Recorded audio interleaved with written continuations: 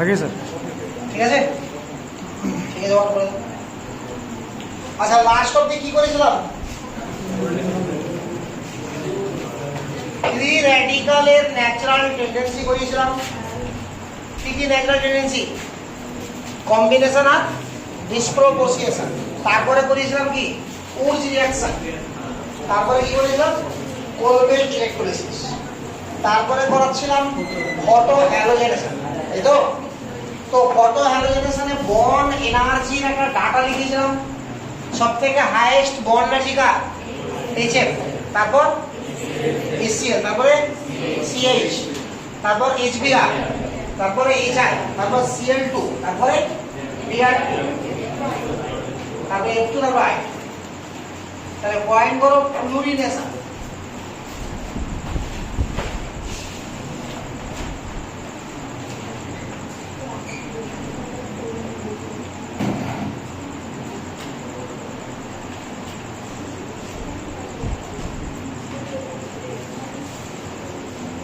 তো ফ্লুরিনেশন এইভাবে হওয়া উচিত। কি হওয়া উচিত বলো? CH3 CH2 CH2F সঙ্গে HF, তাই তো? এবার ওই সেকেন্ড স্টেপটাকে ভাবো, যেটা এর আগে থেকে করিয়েছিলাম, যেটাকে বলা হচ্ছিল রেট ডিটারমাইনিং স্টেপ। সেখানে বলো কোন বন্ড ব্রেক করছিল? C বন্ড H, আর কোন বন্ড ফর্ম হচ্ছিল? H bond X। তাহলে এখানে বলো কোন বন্ড ব্রেক হয়েছে আর কোন বন্ড ফর্ম হয়েছে? C বন্ড H ব্রেক করেছে আর H বন্ড F ফর্ম হয়েছে। বলো ব্রেকিং বন্ড বেশি স্টেবল নাকি ফরমেশন বন্ড বেশি স্টেবল? ফরমেশন বন্ড বেশি স্টেবল। তার মানে আমাকে বন্ডটাকে ব্রেক করার সময় কম এনার্জি দিতে হয়েছে, আর যখন এই H বন্ড F তৈরি হয়েছে তো বেশি পরিমাণে এনার্জি রিলিজ হয়ে গেছে। তাহলে যদি বেশি পরিমাণে এনার্জি রিলিজ হয়, তাহলে এই যে সিস্টেমটা, খুব ভালো করে দেখো, আর এই সিস্টেমটা, এই দুটোর মধ্যে কার এনার্জি বেশি? পরেরটার এনার্জি বেশি তো শিওর? ফার্স্টের এনার্জি বেশি। ধরে নাও যে এখানে আমার একটা নির্দিষ্ট এনার্জি ছিল, তো ওই এনার্জিটা ধরে নেওয়া হলো E। এবার এখানে যখন বন্ডটা ব্রেক করলাম তো কিছু এনার্জি আর দেওয়া হলো, ধরে নাও যে 1000 জুল দেওয়া হলো। তাহলে এই সিস্টেমের এনার্জি কত হয়ে গেল? E plus 1000। এবার এখানে E প্লাস 1000 তো আছেই, আর সঙ্গে 5000 ধরো বেরিয়ে গেল। তাহলে কি হলো? E minus 4000। তাহলে এটার এনার্জি তো ছিল শুরুতে কত? E, আর এর এনার্জি কত হলো? তাহলে এনার্জি বেশি কার? তো যখনই দেখবা যে ব্রেকিং বন্ড আমার কি হবে? কম স্টেবল, আর ফরমেশন বন্ড বেশি স্টেবল, তো সবসময় প্রোডাক্টের এনার্জি কি হবে বলো? কম হবে। ক্লিয়ার? আর প্রোডাক্টের এনার্জি যদি কম হয় তাহলে স্টেবিলিটি কি বলবে? বাড়বে না কমবে? বাড়বে। শিওর না শিওর না বলো? তাহলে স্টেবিলিটি বাড়ছে। তাহলে যদি একটা H বন্ড F তৈরি হওয়ার জন্য স্টেবিলিটি বাড়ে, তাহলে দুটো যদি H বন্ড F তৈরি হতো তো স্টেবিলিটি আরো বাড়তো কিনা? তিনটা তৈরি হলে আরো বাড়তো। তাহলে যত রিঅ্যাকশন ফরওয়ার্ড ডাইরেকশনে যাবে স্টেবিলিটি তত বাড়তেই থাকবে। আর থাকবে তো। এই কারণে ফ্লুরিনের ক্ষেত্রে কি হয় দেখো, এরকম একটা ওয়ার্ড পড়লে তোমরা, যে ফ্লুরিন অন্ধকারও রিঅ্যাকশন করে, বলেছো কিনা? কেন এরকম হয়? কারণ F বন্ড F এর এনার্জি দেখো শেষ দিক থেকে 2 নম্বর, তাহলে খুবই উইক বন্ড না, তো সহজেই ভেঙে যাবে না। তাহলে কোনো মতে যদি একবার C বন্ড H ভেঙে যায়, তাহলে সেই ক্ষেত্রে পরবর্তীতে যে H বন্ড F তৈরি হবে তার জন্য যা এনার্জি রিলিজ হবে সেটা এরকম বন্ড অনেকগুলো ভাঙতে পারবে। আরে পারবে তো? তাহলে আর কি রিঅ্যাকশন করার জন্য বাইরে থেকে কোনো এনার্জির প্রয়োজন হবে? হবে না। আরে বুঝা গেছে? এই কারণে কোনো মতে বারবার সংঘর্ষ হওয়ার ফলে যদি একবারও রিঅ্যাকশন হয়ে যায় তাহলে এই রিঅ্যাকশন চলতেই থাকে, এবং এই ধরনের রিঅ্যাকশনকে কখনোই কন্ট্রোল করা যাবে না। তো এটাকে কি বলা হবে? Not controllable reaction.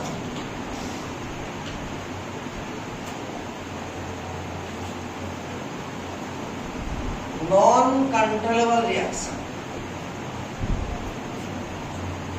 যেহেতু এখানে C1H ব্রেক করছে আর H1F ফরমেশন হচ্ছে আর এতে করে স্টেবিলিটি বাড়ছে, তাহলে যত বেশি বেশি H1F তৈরি হবে স্টেবিলিটি তত বাড়বে কি বাড়বে না বলো? কারণ প্রত্যেক স্টেপে কি হচ্ছে বলো? বেশি বেশি এনার্জি রিলিজ হচ্ছে। আরে হচ্ছে কি হচ্ছে না? এই কারণে এখানে F2 কি করবে? এই রকম ভাবে রিঅ্যাকশন হবে না, এখানে একটু পুরো কম্পাউন্ডটাকে টাকলা করে দেবে, গাঞ্জা করে দেবে পুরো, দেখো সমস্ত হাইড্রোজেনকে নিয়ে নেবে। তাহলে কার্বন কটা পড়ে আছে বলো? তাহলে এরকম 3টা কার্বন পড়ে থেকে যাবে আর 8টা HF তৈরি হয়ে যাবে, বোঝা গেল? তাহলে ফ্লুরিন একটা হাইড্রোজেনও ছাড়বে না। হ্যাঁ হ্যালো, হ্যাঁ শুনলে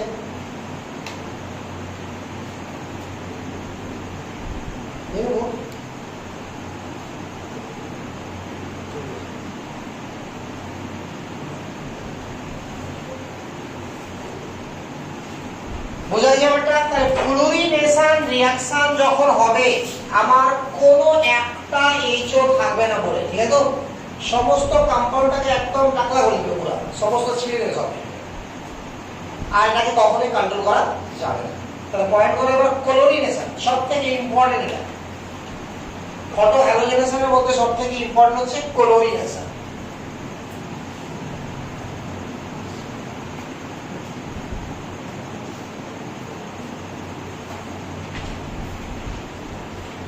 ক্লোরিনেশন জিনিসটা কি দেখো,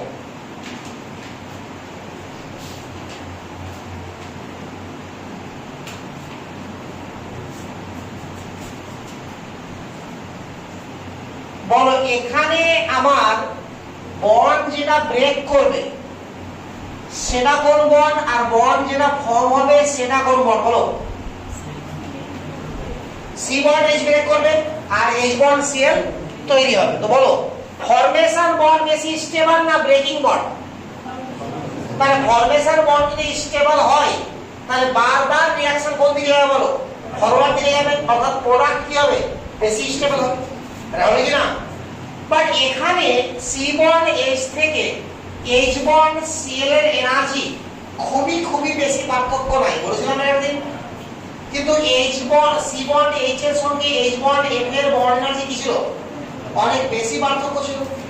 এই কারণে ওটাকে কন্ট্রোল করা যাচ্ছিল না।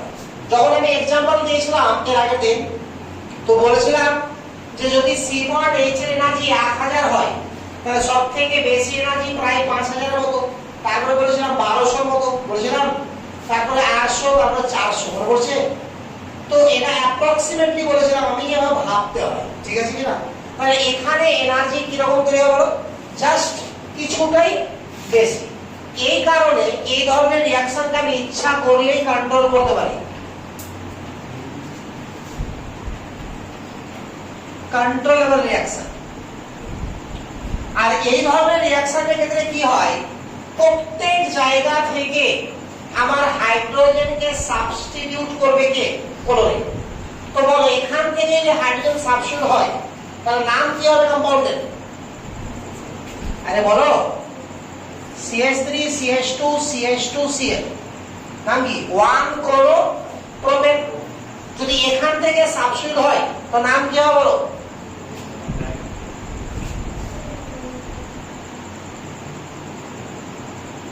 কি হবে নাম বলো? 2-chloro-propane। আর যদি এখান থেকে সাবস্টিটিউট হয় নাম কি হবে? 1-chloro-propane। তাহলে এটাই হয়ে যাবে ঘুরে। আরে বোঝা গেল?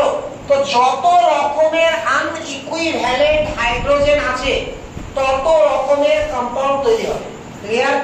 তাহলে এখানে হাইড্রোজেন কত রকমের আছে বলো?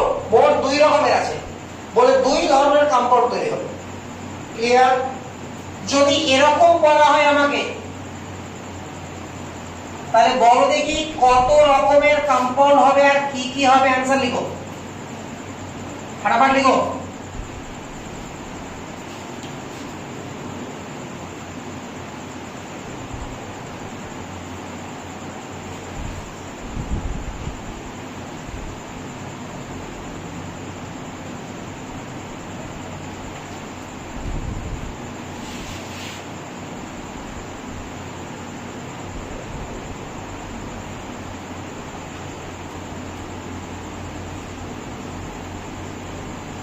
বলো কত রকম হবে? আইইউপিএসি নাম জানলে হয়ে গেল। যদি আইইউপিএসি নাম ডিফারেন্ট হয় তাহলে কত রকমের হলো, আর যদি আইইউপিএসি নাম সেম হয়ে গেল দুটোকে একবার লিখতে হবে। মোট কত রকমের হলো সেটা বলো। 2 রকমের, 3 রকমের হলো, সবার 3 হয়েছে। তোমার কত রকম হয়েছে? 4 রকম। 4 হবে স্যার। দেখো কেন 4 হবে? যদি আমি এখান থেকে সাবস্টিটিউট করি, ভালো করে দেখো আগে, তো নাম কি হবে? 1 ক্লোরো 2 মিথাইল বিউটেন। এখান থেকে যদি সাবস্টিটিউট করি তবুও নাম হবে কি? 1 ক্লোরো 2 মিথাইল বিউটেন। যদি এখান থেকে সাবস্টিটিউট করি তো কি নাম হবে? 2 ক্লোরো 2 মিথাইল বিউটেন। এখান থেকে করলে এদিক থেকে নাম্বার হবে এবার 2 ক্লোরো 3 মিথাইল বিউটেন। আর এখান থেকে করতে গেলে 1 ক্লোরো 3 মিথাইল, আর এখান থেকে 1 ক্লোরো 2 মিথাইল। দাঁড়া হলো না? তাহলে কত রকমের হলো মোট? 4 রকমের হলো।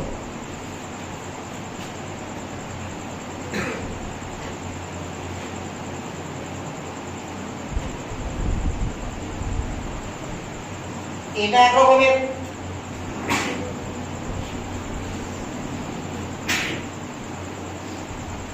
এটা এক রকমের।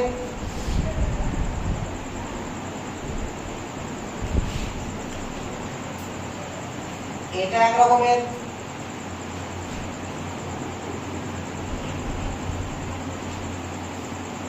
এটা বোঝা গেল না?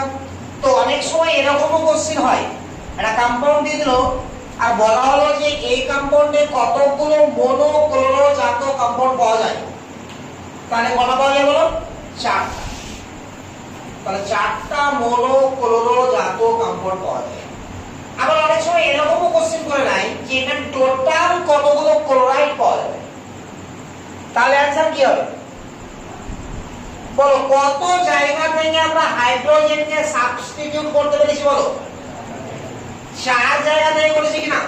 তো 4 জায়গা মিলিয়ে মোট হাইড্রোজেন কত আছে বলো? 3, 5, 6, 9টা। তাহলে টোটাল আমার ক্লোরাইড তৈরি হবে বলা 9টা। এখানে বলো মোনো ক্লোরো জাত কত তৈরি হবে? 2টা। মোনো ক্লোরাইড তৈরি হবে বলো 2টা। আর কতগুলো মোট ক্লোরাইড তৈরি হবে বলো? 5টা। কারণ এখান থেকে আর এখান থেকে সাবস্টিটিউট করেছি আমরা, তাহলে 3টা আর 2টা 5টা। আগে আমাদের না থাকবে না। এবার দেখো যে প্রত্যেক ক্ষেত্রে রিঅ্যাকশনটা কি ফ্রি র্যাডিক্যাল মেকানিজম কিনা। তো এখানে কোইল লাগিয়েছি, এর মানে কি এখানে ফ্রি র্যাডিক্যাল ডেভেলপ হয়েছিল। পরে আবার এখানে কোইল লাগিয়েছি, তার মানে এখানে ফ্রি র্যাডিক্যাল ডেভেলপ হয়েছিল, আবার এখানে ডেভেলপ হয়েছিল, আবার এখানে ডেভেলপ হয়েছিল। আর হয়েছে কিনা? তো বলো এই 4 জায়গার মধ্যে ফ্রি র্যাডিক্যাল সবথেকে বেশি স্টেবল কোথায়? তাহলে এখানে, কারণ 3, 6, 2, 8 হয়। আরে বোঝা গেল? তো যেখানে ফ্রি র্যাডিক্যাল বেশি হবে তো সব সময় কোথায় বেশি হবে? 3 ডিগ্রিতে, তারপরে 2 ডিগ্রিতে, তারপরে 1 ডিগ্রিতে। এই তো বলে কি হয় যে স্টেবিলিটি সবথেকে বেশি কোন কম্পাউন্ডটা? এই কম্পাউন্ডটা। এটা হচ্ছে মোস্ট স্টেবল ক্লোরাইড। কথা বোঝা গেছে? এবার এখানে এদের একটা রিঅ্যাক্টিভিটি ওয়ার্ডার আমাকে মুখস্থ করতে হবে। হ্যাঁ, অনেক সময় দেওয়া থাকে কোশ্চেনে, যদি না দেওয়া থাকে তাহলে আমি যেটা লিখছি সেটা, আর যদি দেওয়া থাকে তো যেটা দেওয়া থাকবে সেটা। তো রিঅ্যাক্টিভিটি অর্ডার হচ্ছে 1 degree is to 2 degree is to 3 degree, হচ্ছে 1 ইস টু 3.8 ইস টু 4.5। এটা মুখস্থ রাখতে হবে। অর্থাৎ যদি 1 মিনিটে 1 ডিগ্রি হাইড্রোজেন 100টা সাবস্টিটিউট হয় ক্লোরিন দ্বারা, তাহলে ওই 1 মিনিটে 2 ডিগ্রি হাইড্রোজেন সাবস্টিটিউট হবে কত? 380টা। আর ওই 1 মিনিটে 3 ডিগ্রি হাইড্রোজেন সাবস্টিটিউট হবে কত? 450টা। কথা বোঝা গেছে? ক্লিয়ার বা ক্লিয়ার না? তাহলে যদি কোশ্চেন হয় যে এই যে কম্পাউন্ডটা আছে, এই কম্পাউন্ডে 1 ডিগ্রি অ্যালকিল হ্যালাইড কত পার্সেন্ট তৈরি হবে? 2 ডিগ্রি অ্যালকিল হ্যালাইড কত পার্সেন্ট তৈরি হবে আর 3 ডিগ্রি অ্যালকিল হ্যালাইড কত পার্সেন্ট তৈরি হবে বলো পারবো বলতে হ্যাঁ দেখো কি করে করতে হয় percentage of 1 degree alkyl halide বলো 1 ডিগ্রি অ্যালকিল হ্যালাইডের রিঅ্যাক্টিভিটি অর্ডার কত 1 আর বলো 1 ডিগ্রি হাইড্রোজেন আছে কটা 9টা আর আছে কি নাই তো নিচে লিখবো 1 ডিগ্রি 9টা 2 ডিগ্রি হাইড্রোজেন কটা আছে বলো আর এর রিঅ্যাক্টিভিটি কত 3.8 আরে আছে তো আর 2 ডিগ্রি হাইড্রোজেন আছে কটা দুটা 3 ডিগ্রি হাইড্রোজেনের রিঅ্যাক্টিভিটি কত 4.5 আর আছে কটা একটা ইনটু 100 এই হচ্ছে পার্সেন্টেজ বুঝা গেল তাহলে বলো একই ভাবে percentage of 2 degree alkyl halide কত হবে বলো তাহলে উপরে 2 ডিগ্রি রিঅ্যাক্টিভিটি কত 3.8 আর 2 ডিগ্রি আছে কটা দুটা নিচে আবার সবগুলো বসাতে হবে 1 into 9 plus 3.8 into 2 plus 4.5 into 1 into 100% আরে হয়েছে একই ভাবে বলো percentage of 3 degree alkyl halide কত হবে বলো 4.5 into 1 by 1 into 9 plus 3.8 into 2 plus 4.5 into 1 into 100 বলো সবার ক্ষেত্রে নিচেরটা সেম আছে কিনা আছে তো তাহলে উপরে এখানে গুণ করে কত হবে বলো 9 এখানে গুণ করে কত হলো 7.6 আর এখানে গুণ করে কত হলো 4.5 তাহলে বলো সবথেকে বেশি কত ডিগ্রি অ্যালকিল হ্যালাইড পাওয়া যাবে এখানে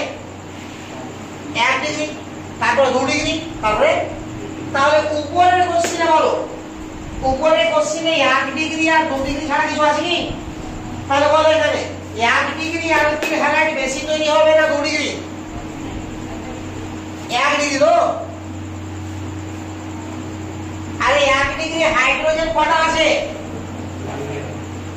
বলো 6টা তাহলে 6 into 1 হলো আর 2 ডিগ্রি হাইড্রোজেন কটা আছে বলো দুটো তো 3.8 into 2 তাহলে কোনটা বেশি হলো 7.6 হয়ে গেল না উপরে না বুঝতে পারলো না পারোনি কেন পারোনি এখানে 1 ডিগ্রি হাইড্রোজেন কটা 6টা আর 1 ডিগ্রি রিঅ্যাক্টিভিটি কত 1 তো 6 গুণিত 1 হবে কিনা উপরে নিচে তো সবারই সেম এবার বলো 2 ডিগ্রি হাইড্রোজেন কত তাহলে 2 into 3.8 কত 7.6 তাহলে 6 বড় না 7.6 বড় তাহলে পার্সেন্টেজ কার বেশি হলো 2 ডিগ্রি বুঝা গেছে এবার ক্লিয়ার তাহলে বলো ক্লোরিনেশন করতে পারবে না পারবে না তাহলে ক্লোরিনেশনে যত রকমের আমার কি থাকে বলো অসমতুল্য হাইড্রোজেন যাকে বলা হয় আর ইকুইভ্যালেন্ট হাইড্রোজেন তত রকমের কি পাওয়া যাবে ক্লোরাইড ক্লিয়ার তাহলে এখান থেকে এটাও বলা যাবে যে কত রকমের আনইকুইভ্যালেন্ট হাইড্রোজেন আছে তাহলে এখানে আমার 2 রকমের আনইকুইভ্যালেন্ট হাইড্রোজেন আছে আর এখানে কত রকমের বলো 4 রকমের ক্লিয়ার তাহলে একটা কম্পাউন্ড যদি তোমাকে আবার দিই আমি তাহলে কটা অ্যানসার হবে লিখতে পারবে না আরে হ্যাঁ না বলো ক্লিয়ার বলো শিওর কনফিডেন্ট আছে কি নিজের প্রতি হ্যাঁ না বাজারে বিক্রি করে দিছো না করো অ্যানসার কত রকমের হবে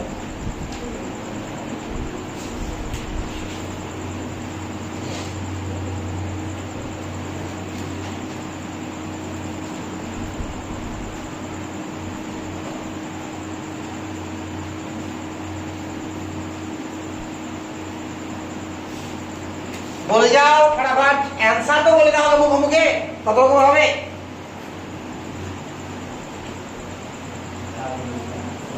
4 রকমের 3 রকমের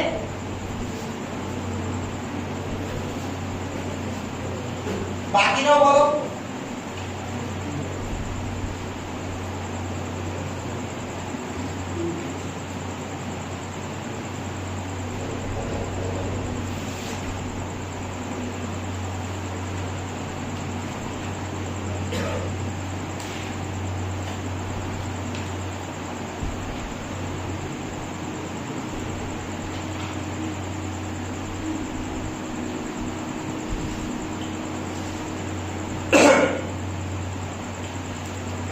হয়েছে? 4 3 3 হবে না।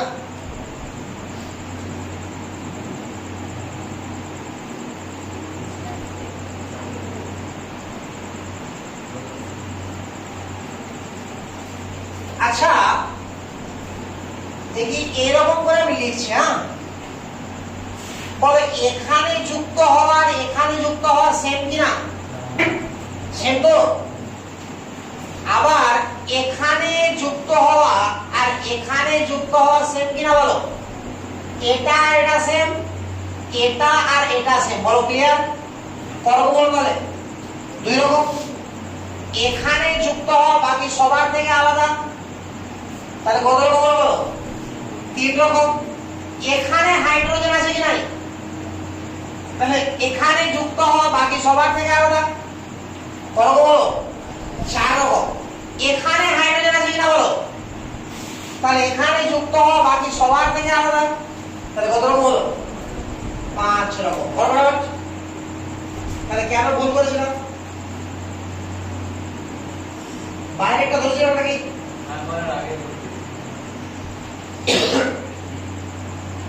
চার রকম করেছিলাম না 5 রকম? তাহলে বলো একদিন থেকে প্রথম অ্যান্সার এখানে সিএল লাগাবে, দ্বিতীয় অ্যান্সার এখানে সিএল লাগাবে, তৃতীয় অ্যান্সার এখানে সিএল লাগাবে, চতুর্থ অ্যান্সার এখানে সিএল লাগাবে, পঞ্চম অ্যান্সার এখানে সিএল লাগাবে। বলো এবার পারবে তো? হ্যাঁ, কোনো সমস্যা হবে না? না হতেও পারে। কেন হতে পারে? সব জিনিস না এলো, এগুলো সব তুলে সমান, এগুলো মুছে দিতে হবে।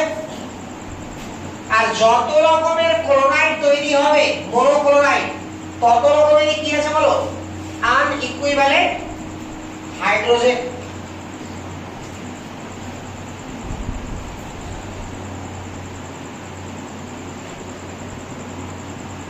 বলো কত রকমের তৈরি হবে?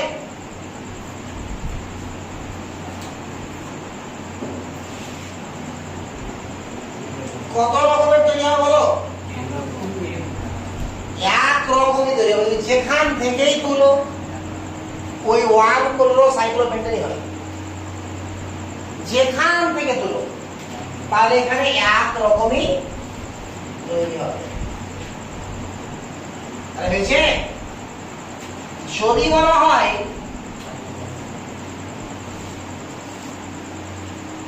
এখানে আগে থেকেই ক্লোরিন আছে, আবারও ক্লোরিনেশন করছি, তাহলে বলো কত রকম হবে? বলো 3 রকম। 3 রকমই হবে তো, না বেশি হতে পারে? সিওরিটি আছে 4 রকমের হবে। এখানে হতে পারে আর এখানে, এটা একরকম হলো। এখানে আর এখানে 2 রকম হয়ে গেল। এখানে 3 রকম হলো, এখানে তো হাইড্রোজেন আছে। আরে বোঝা গেল? বাট এটা মনোক্লোরাইড হবে না, ডাইক্লোরাইড হয়ে যাবে। তো সবাই তো ডাইক্লোরাইড, বোঝা গেল? মানে একটা ক্লোরিন তো আগে থেকে আছে আমার, তাহলে এরকম হয়ে গেল একটা।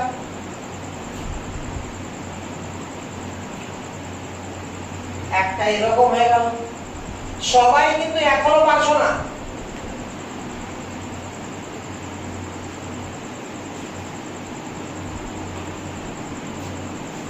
বলো ক্লিয়ার না? ক্লিয়ার না? এবার বলে পেরিয়ে যাবো নাকি? না বলো বলো বলো। আরে বলো যে এবার পেরিয়ে যাবো, শিওর তো?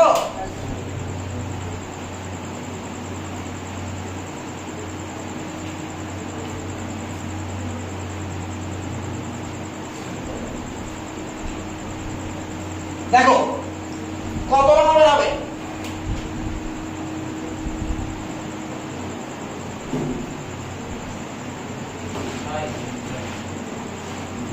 6 রকমের হবে।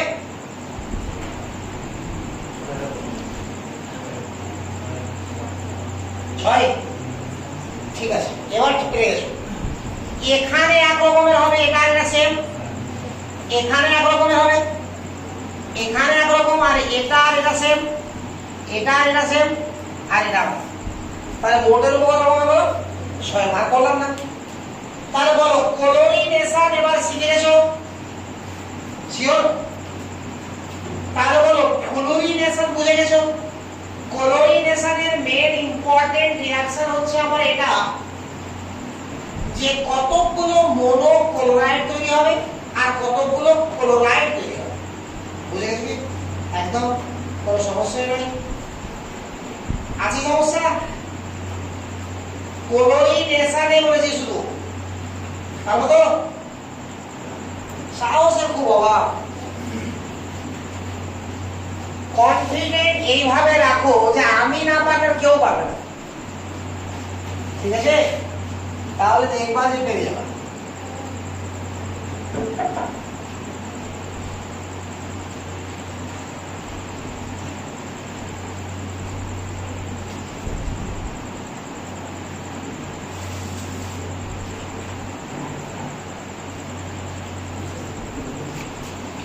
এবার পয়েন্ট করো ব্রোমিনেশন।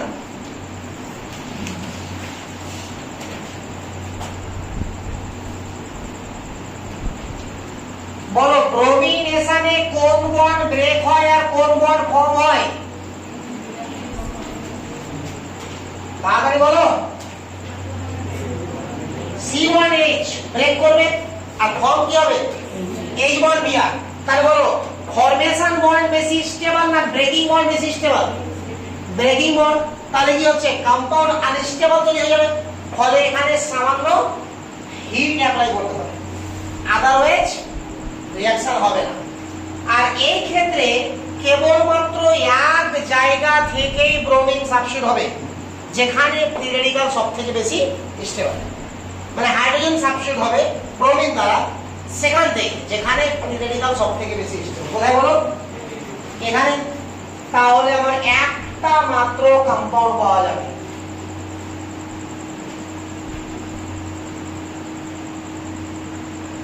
ঠিক আছে?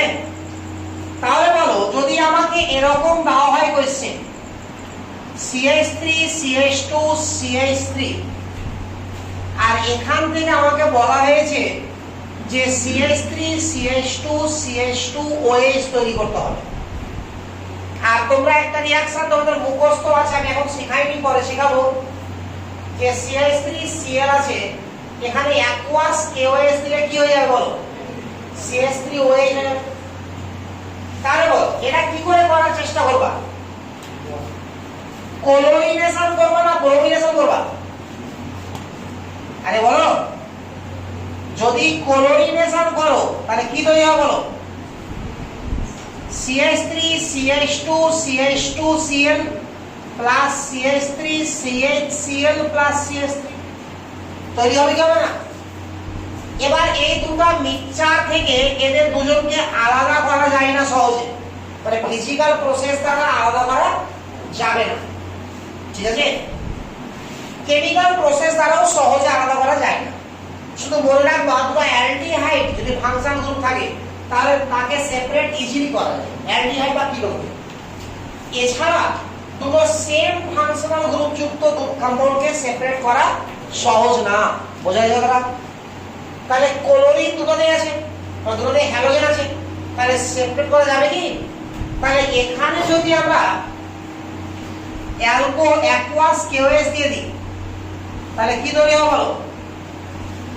CH3 CH2 CH2OH plus CH3 CHOH আর CH3। বলো ক্লিয়ার? এবার এই দুটো থেকে কি এটাকে আলাদা করা যাবে? যাবে না। তাহলে ক্লোরিনেশন প্রসেস দ্বারা আমরা প্রোপেন থেকে প্রোপানল তৈরি করতে পারবো। এবার যদি মনে করো যে চলো তাহলে ব্রোমিনেশন করে নিই, বাট ব্রোমিনেশন করলে কি হবে বলো? এখান থেকে বিআর দ্বারা হাইড্রোজেন সাবস্টিটিউট হবে কিনা? কারণ কি বললাম, ব্রোমিনেশনে সেখানেই ঘটবে রিঅ্যাকশন যেখানে ফ্রি রেডিক্যাল বেশি স্টেবল আছে, তাহলে একমাত্র এখান থেকেই হবে। শিওর তো?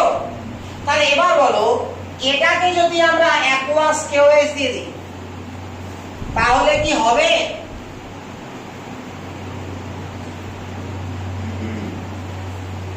হলো কি 1 মোলার উঠবে? তাহলে বলো এবার প্রোপেন থেকে 1 মোলার বলছি প্রোপানল, তাহলে প্রোপেন থেকে প্রোপানল কি তৈরি করতে পারবে না? তাহলে আরে পারবা কি না পারবা না? আপাতত না,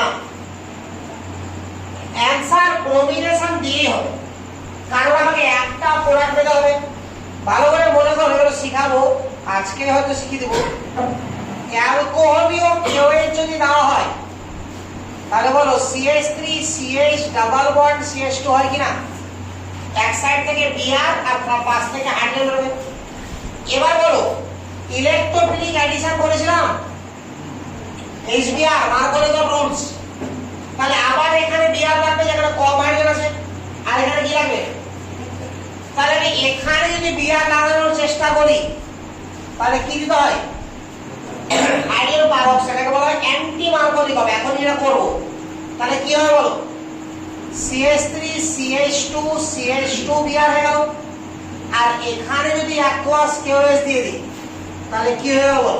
CH3 CH2 CH2OH। বলো মেন কম্পাউন্ড হয়েছে কি হয়নি? বুঝা গেছে? তাহলে যখন আবার ABCD দিয়ে কতগুলো কোশ্চেন থাকবে, মাঝখান থেকে D জিজ্ঞাসা করে নেবে, C জিজ্ঞাসা করে নেবে, এরকম কোশ্চেন দেখেছো কি না? তো সেই রকম কেসে যদি নিজে থেকে করতে হয় তোমাকে, তো সবসময় কি দিয়ে করবা বলো? প্রোবিনেশন। বুঝা গেছে? বলো বুঝবো? পুরো হয়নি? পুরো তাড়াতাড়ি করতে হবে।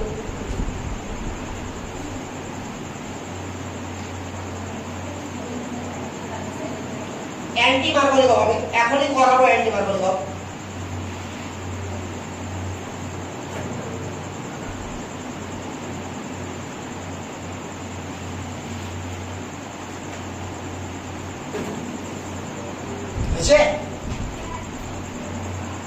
মুছে দি তাহলে।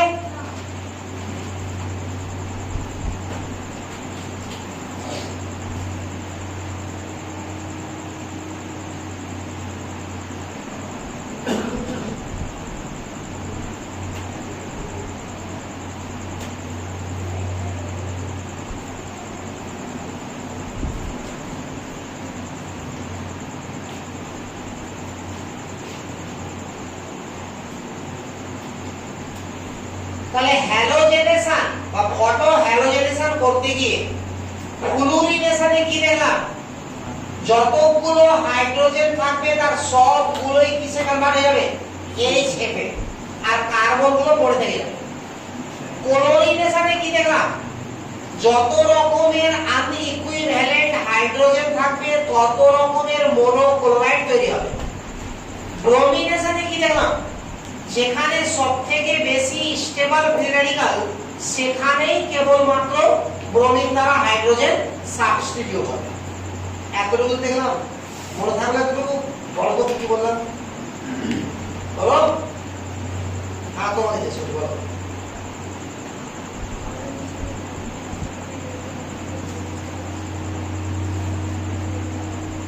একটু জোরে বলো। ঠিক আছে, ব্রোমিনেশনে। ফ্লুরিনেশনে বলো কি হবে?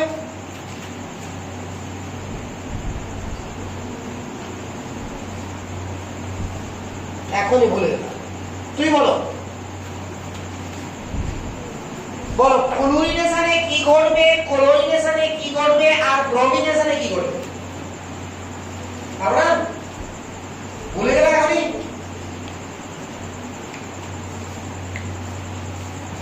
বলো, আরে বলো ফ্লুরিনেশনে কি ঘটবে, ক্লোরিনেশনে কি ঘটবে, আর ব্রোমিনেশনে কি ঘটবে বলো? আরে সাহস করে বলো না। কেন বলতে পারো না? যদি করতে পারো তো বলতে পারো, যেটা করতে পারো সেটাই বলে দাও। এটাই বলো।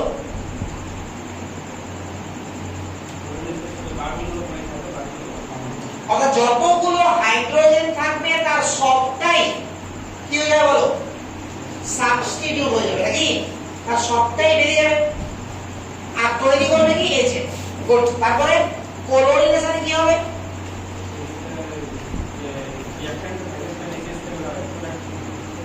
ক্লোরিনেশনে আমার কি ঘটবে সেটা বলো।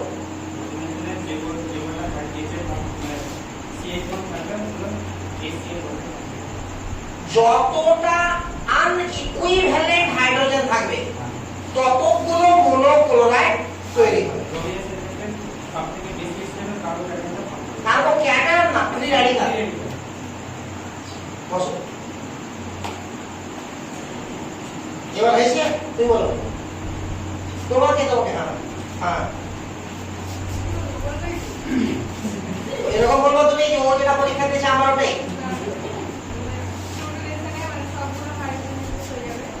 সবগুলো হাইড্রোজেন বেরিয়ে গিয়ে কি তৈরি করবে? এইচে। আর কার্বনগুলো পড়ে থেকে যাবে। যত ধরনের আনইকুইভ্যালেন্ট হাইড্রোজেন থাকবে, হাইড্রোজেন অনেক ধরনের হয়, যত ধরনের আনইকুইভ্যালেন্ট হাইড্রোজেন থাকবে তত রকমের মোনোক্লোরাইড তৈরি হবে। তারপরে ব্রোমিনেশনে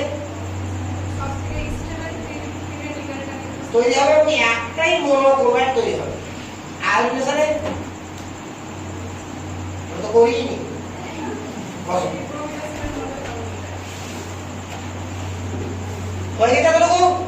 দেখো বলার একটু সাহস করো। হ্যাঁ,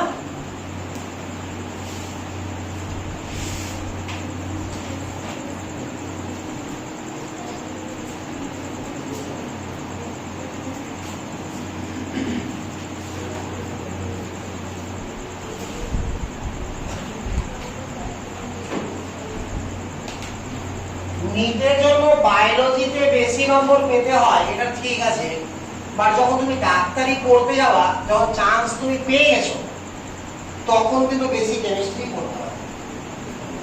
হ্যাঁ, মেডিকেলে বেশি কেমিস্ট্রি পড়তে হয়।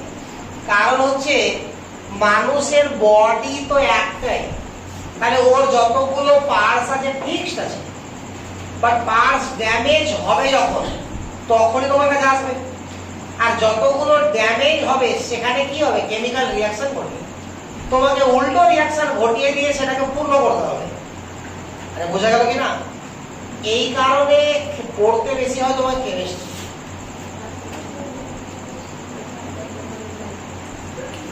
দেখো ভালো করে এবার আয়োডিনেশন। আয়োডিনেশনে কি হওয়া উচিত বলো? I2 আর H নিউ, নো রিঅ্যাকশন, কোন রিঅ্যাকশনই হবে না। তবে হ্যাঁ, রিঅ্যাকশন আমি করতে পারবো, বাট ওর নামটা আয়োডিনেশন হবে না। এখানে এক্সট্রা আমাকে দিতে হয় HNO3, কেন? ক্যাটালিস্ট হিসাবে। তখন ওর অ্যাক্টিভেশন এনার্জিটা কমে যায়, ফলে যেখানে মোস্ট স্টেবল ফ্রি র্যাডিক্যাল হবে কেবলমাত্র সেখান থেকে হাইড্রোজেন সাবস্টিটিউট হয়ে যায় আয়োডিন দ্বারা। বাট রিঅ্যাকশনটার নাম মোটেও আয়োডিনেশন না। বুঝা গেল না? তাহলে fluorination, chlorination, bromination and iodination সবটাকে একসঙ্গে কি বলা হবে? Photo halogenation. ক্লিয়ার? এবার পয়েন্ট করো Markovnikov, sorry anti Markovnikov. Anti Markovnikov rule.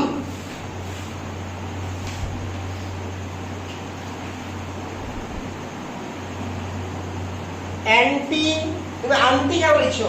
Anti লিখো। Anti Markovnikov rule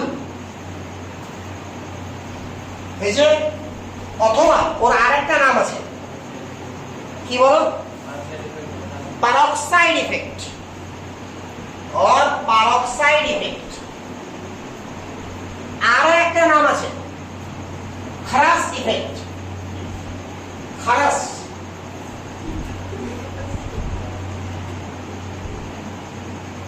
খারাস effect.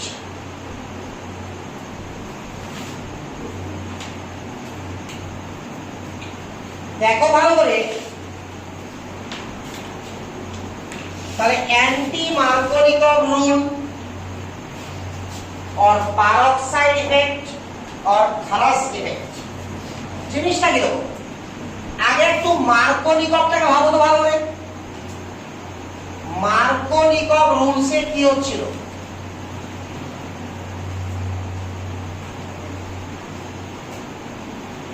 এখানে ধরো HBr দিলাম, তাহলে যেখানে আমার কম হাইড্রোজেন থাকবে সেখানে নেগেটিভ পার্ট লাগবে, আর যেখানে বেশি হাইড্রোজেন থাকবে সেখানে হারিয়ে যাবে।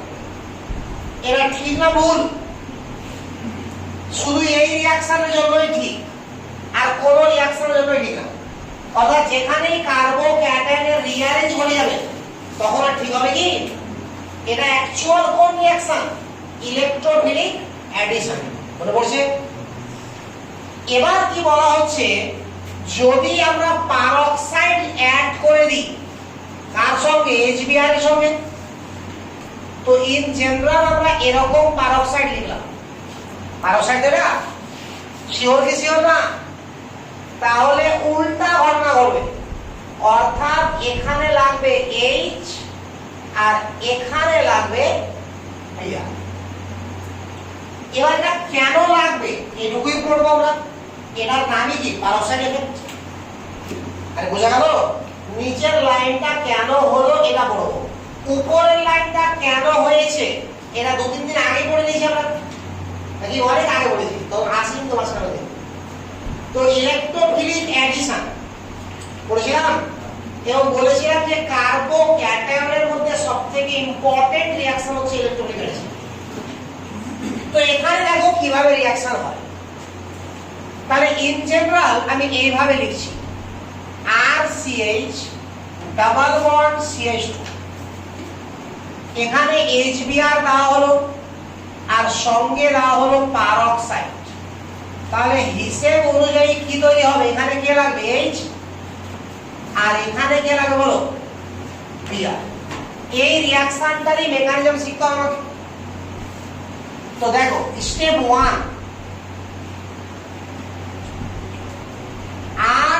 ROOR।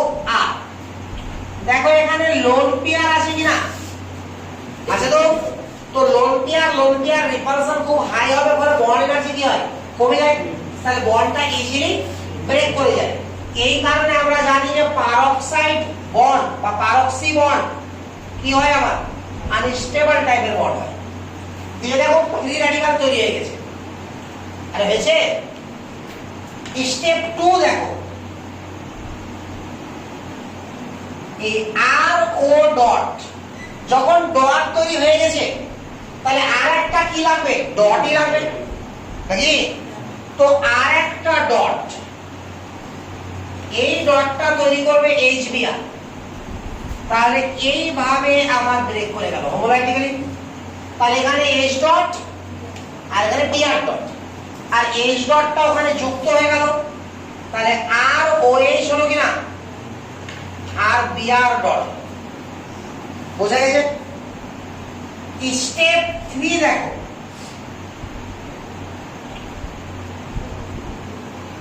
RCCH2 এর সঙ্গে Br ডট আসলো। ভালো করে দেখবা জায়গাগুলোকে। এই তো বলো, এই পাই বন্ডটা এখানে ব্রেক করবে, ব্রেক করে গেল। তাহলে এখানে একটা আমার কি তৈরি হলো? ফ্রি র্যাডিক্যাল, আর এখানে ফ্রি র্যাডিক্যাল। আগে বলো ফ্রি র্যাডিক্যালটা কোথায় বেশি স্টেবল? CH এর উপরে না CH2 এর উপরে? CH এর উপরে। তাহলে যেখানে ফ্রি র্যাডিক্যাল বেশি স্টেবল সেখানে ফ্রি র্যাডিক্যাল তৈরি হয়ে গেল, আর বাকি ফ্রি র্যাডিক্যালের সঙ্গে Br ডট যুক্ত হয়ে বন্ড করে দিল। তাহলে কি হলো বলো? RCH ডট আর CH2Br। বলো এতটুকু হয়েছে? এবার দেখো স্টেপ 4, বলো RCH ডট, এটাকে নিচের দিকে লিখছি, কারো খুবই কষ্ট হলে উপর লিখতে পারো। এটার সঙ্গে আবার HBr এর রিঅ্যাকশন হবে। বলো আবারও হোমোলাইটিক্যালি ক্লিভেজ হবে কি হবে না? আরে হবে তো। এই CH ডটের সঙ্গে H ডট যুক্ত হয়ে CH2 হয়ে গেল আর Br ডট আবারও পাওয়া গেল। তাহলে CH2 হয়ে গেল আর CH2 Br আর সঙ্গে পাওয়া গেল Br ডট। আবারও দেখো তো ভালো করে স্টেপ 3 কে দেখো। স্টেপ 3 হওয়ার জন্য আবার কার প্রয়োজন ছিল? Br ডটের কিনা? তো স্টেপ 4 এ দেখো আবারও Br ডট পেয়ে গেছি। তাহলে স্টেপ 1 আর 2 ঘটার কি আর প্রয়োজন আছে? আছে কি? 1 2 স্টেপ মিলিয়ে কি তৈরি করেছিল আমার মেনলি Br ডট। তাহলে এখানে তো আমি ডাইরেক্ট Br ডট পেয়ে গেছি। তাহলে 1 নাম্বার আর 2 নাম্বার স্টেপ একবার ঘটার পরে আর ঘটবে কি? তাহলে কোন রিঅ্যাকশন যদি দুটার বেশি স্টেপে ঘটে আর কোন দুটো স্টেপ যদি বারবার রিপিট হয় তো তাকে কি বলেছিলাম? প্রোপাগেশন। তাহলে এই দুটো স্টেপকে একসঙ্গে কি বলা হবে? প্রোপাগেশন। হয়েছে? দেখো এখানে অ্যালকোহল তৈরি হয়েছে। হয়েছে কি হয়নি? তাহলে যদি বারবার সেকেন্ড স্টেপ ঘটতো তাহলে অ্যালকোহলের পরিমাণ অনেক হয়ে যেত।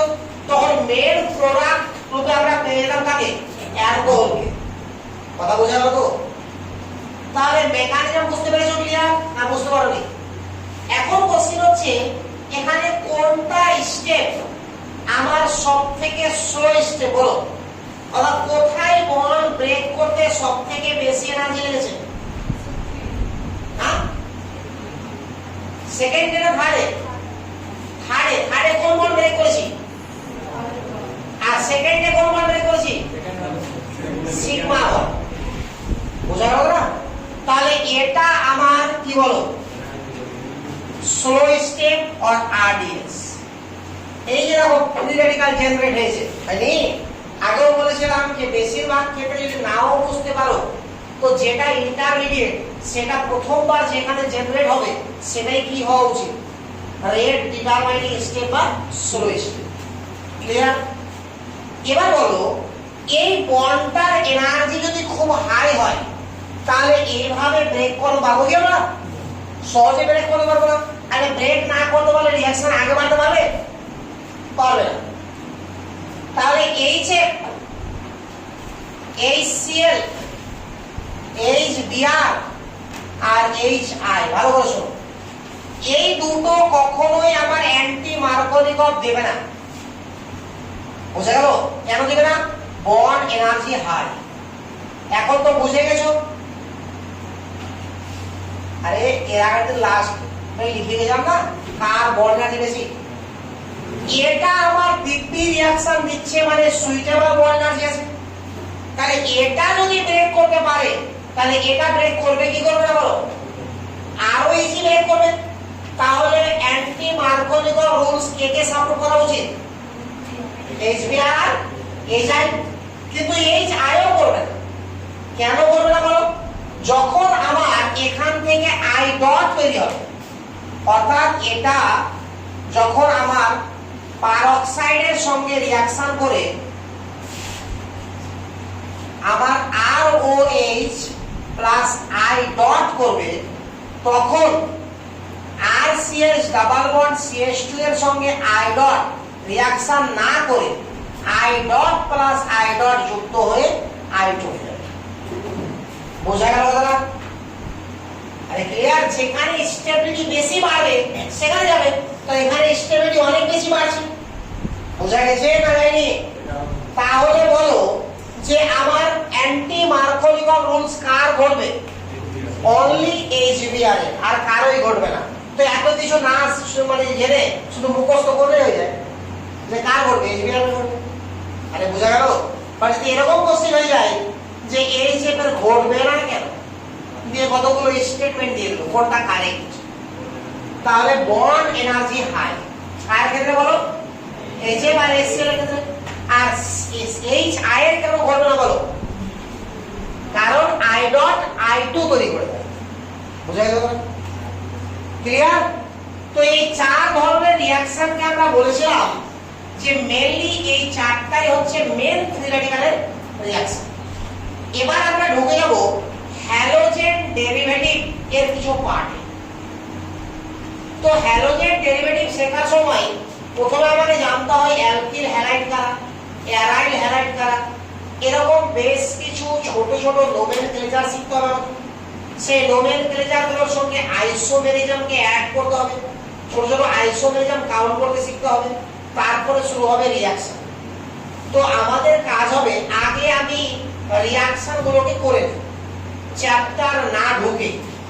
তাহলে চ্যাপ্টার যখন ঢুকবো তো তখন তোমার যেন মনে পড়ে যে হ্যাঁ এই রিঅ্যাকশন তো এমনি পাবো। কথা বোঝা গেছে ব্যাপারটা? তাহলে পয়েন্ট করো, সব থেকে important reaction nucleophilic substitution reaction. Nucleophilic substitution reaction ব্র্যাকেটে এসএন রিঅ্যাকশন।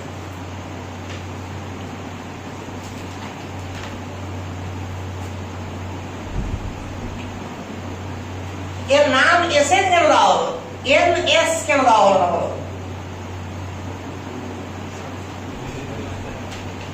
হ্যাঁ, শুনতে ভালো লাগতো ওই জন্য নাকি? তাহলে এসএন কেন দেওয়া হলো? আরে কেউ তো বলো। নিউক্লিওফিলিক সাবস্টিটিউশন রিঅ্যাকশন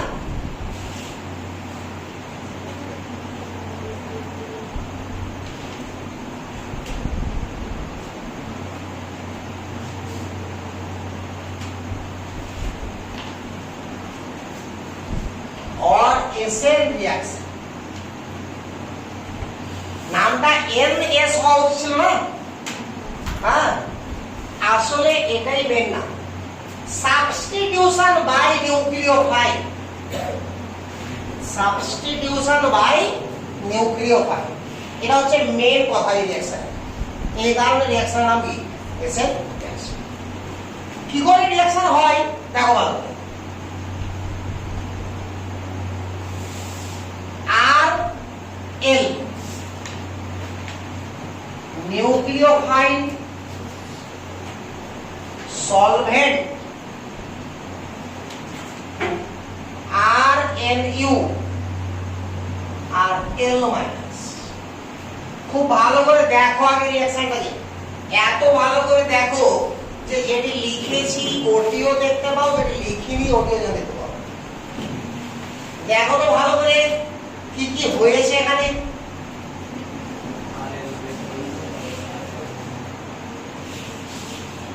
আরে নিউক্লিওফাইল আর এর সঙ্গে গিয়ে যুক্ত হয়ে গেছে আর এলটা বেরিয়ে গেছে। এলটাকে বলছি লিভিং গ্রুপ। তো লিভিং গ্রুপ কাকে বলা হয়? যে রাস্তা থেকে লিভ করে যাবে, পাঁচ রাস্তা থেকে। বুঝা গেল কিনা? তো মেইনলি আমি এটা দেখতে পাচ্ছি সেটা কি হয়েছে বলো, এই নিউক্লিওফাইলটা এর সঙ্গে যুক্ত হয়ে গেছে আর এটা বেরিয়ে গেছে। তাহলে নিউক্লিওফাইল দ্বারা আমার কোন একটা গ্রুপ সাবস্টিটিউট হয়ে রিঅ্যাকশন হয়েছে কিনা, ওই জন্য রিঅ্যাকশনটার নাম কি বলো? Substitution by nucleophile. সাবস্টিটিউশন কার দ্বারা হয়েছে বলো? নিউক্লিওফাইল দ্বারা। তাহলে সাবস্টিটিউশন বাই নিউক্লিওফাইল, এই কারণে রিঅ্যাকশনটাকে বলা হয় কি? SN reaction. যে কোনো রিঅ্যাকশন ঘটানোর জন্য সবসময় দায়ী থাকে কারা? রিঅ্যাকটেন্ট গুলো। প্রোডাক্ট তো অটোমেটিক্যালি তৈরি হয়, বা রিঅ্যাকশনটা ঘটাই কার? রিঅ্যাকটেন্ট। তাহলে যাবতীয় মেকানিজম কার উপর টেস্ট করা হবে? এদের উপর টেস্ট করবে। তো এখানে কতগুলো টার্ম আছে বলো? আর একটা টার্ম যেটা কার্বন যুক্ত, যার নাম বলি আমরা সাবস্টেন্ট। এল একটা টার্ম যার নাম বলি আমরা নিউক্লিওফাইল, সরি লিভিং গ্রুপ। এটা একটা টার্ম যার নাম বলছি নিউক্লিওফাইল, আর এটা একটা টার্ম যার নাম বলছি সলভেন্ট। তাহলে এই রিঅ্যাকশনকে ঠিকঠাক ভাবে যদি আমাকে জানতে হয় তাহলে কতগুলো টার্মকে জানতে হবে বলো? চারটা টার্মকে। তো there are 4 factor of this reaction. There are 4 factor of this reaction. There are 4 factor of this reaction. বলো কি কি 4 ফ্যাক্টর? এক নম্বরে হচ্ছে সাবস্ট্রেট, যাকে আমরা রিপ্রেজেন্ট করেছি আর দ্বারা। নিউক্লিওফাইল,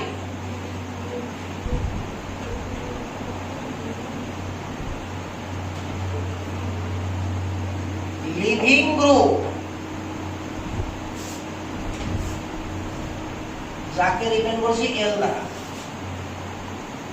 আর সলভেন্ট, এটাকে সলভেন্টই বানানো হয়ে গেছে। এই চারটা জিনিসকে প্রথমে আমাকে ডিটেলসে জানতে হবে, তারপরে আবার শুরু হবে রিয়াকশন।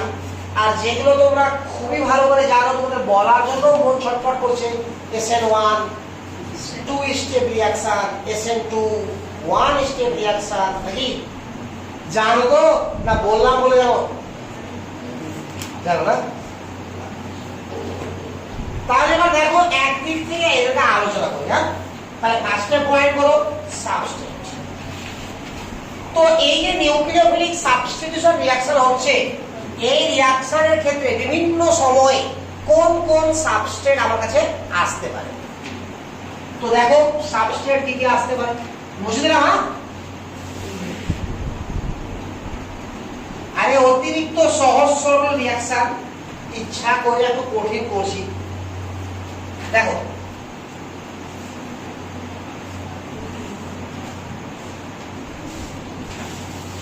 সাবস্ট্রেট হতে পারে আমার 0 ডিগ্রি, অর্থাৎ CH3 এর সঙ্গে লিভিং গ্রুপ লেগেছে তো 0 ডিগ্রি হবে না।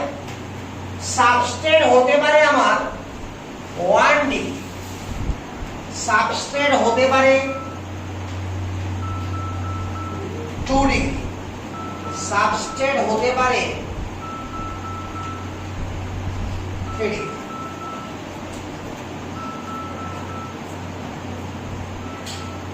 হ্যালো, হ্যাঁ বলো, আছে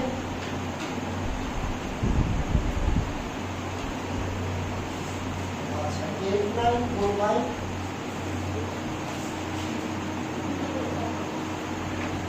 89 39 41।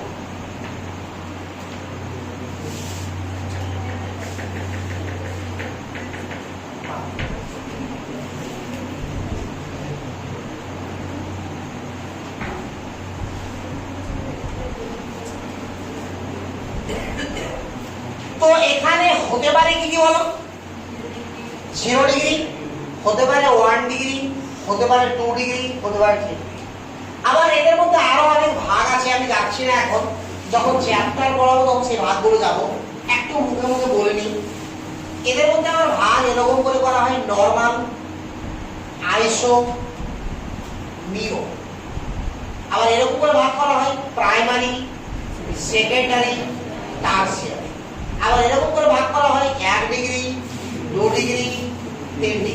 ঠিক আছে? তো এই সমস্ত ভাগগুলোর মধ্যে রিলেশনশিপ আমরা যখন চ্যাপ্টার পড়বো তখন, তো এগুলো সম্পর্কে তোমাদের একটা আইডিয়া আছে আগে থেকে, বাট ওই আইডিয়ার পরেও কিছুটা ভুল আইডিয়া আছে।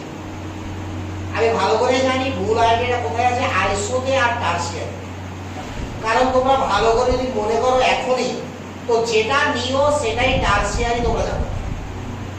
ভালো করে দেখো নিয়ে, যেটা নিও সেটাই টারসিয়ারি, বাট না, টারসিয়ারি আর নিও কিছু ক্ষেত্রে এক হয়ে গেলেও সমস্ত টারসিয়ারি গ্রুপ নিও নাও হতে পারে। কথা বুঝতে পারছো তো? তো সেই সমস্ত ছোট ছোট জিনিস যেগুলো আছে, ওগুলো অতিরিক্ত সোজা জিনিস, অনেকগুলো করে এক্সাম্পল লিখবো তাহলে বুঝে যাবা। তো ওটা শুরু করবো যখন হ্যালোয়ারিন চ্যাপ্টার করবো তখন। তারপরে বুঝতে পারছো এখানে মাত্র আমি 4টা লিখেছি, বাট এটা কত রকমের হবে ভাগ, বুঝতে পারছো কি পারছো না? এরপরে এরকম একটা গ্রুপের সামনে তুমি অনেক সময় দাঁড়িয়েছো, এটাকে কি বলা হয়? ভিনাইল বলা হয় কিনা? এরকম গ্রুপের সামনেও দাঁড়িয়েছো,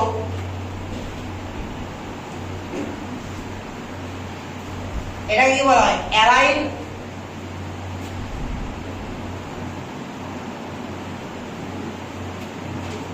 আরে বলা হয়তো এরকম গ্রুপের সামনেও দাঁড়িয়েছো,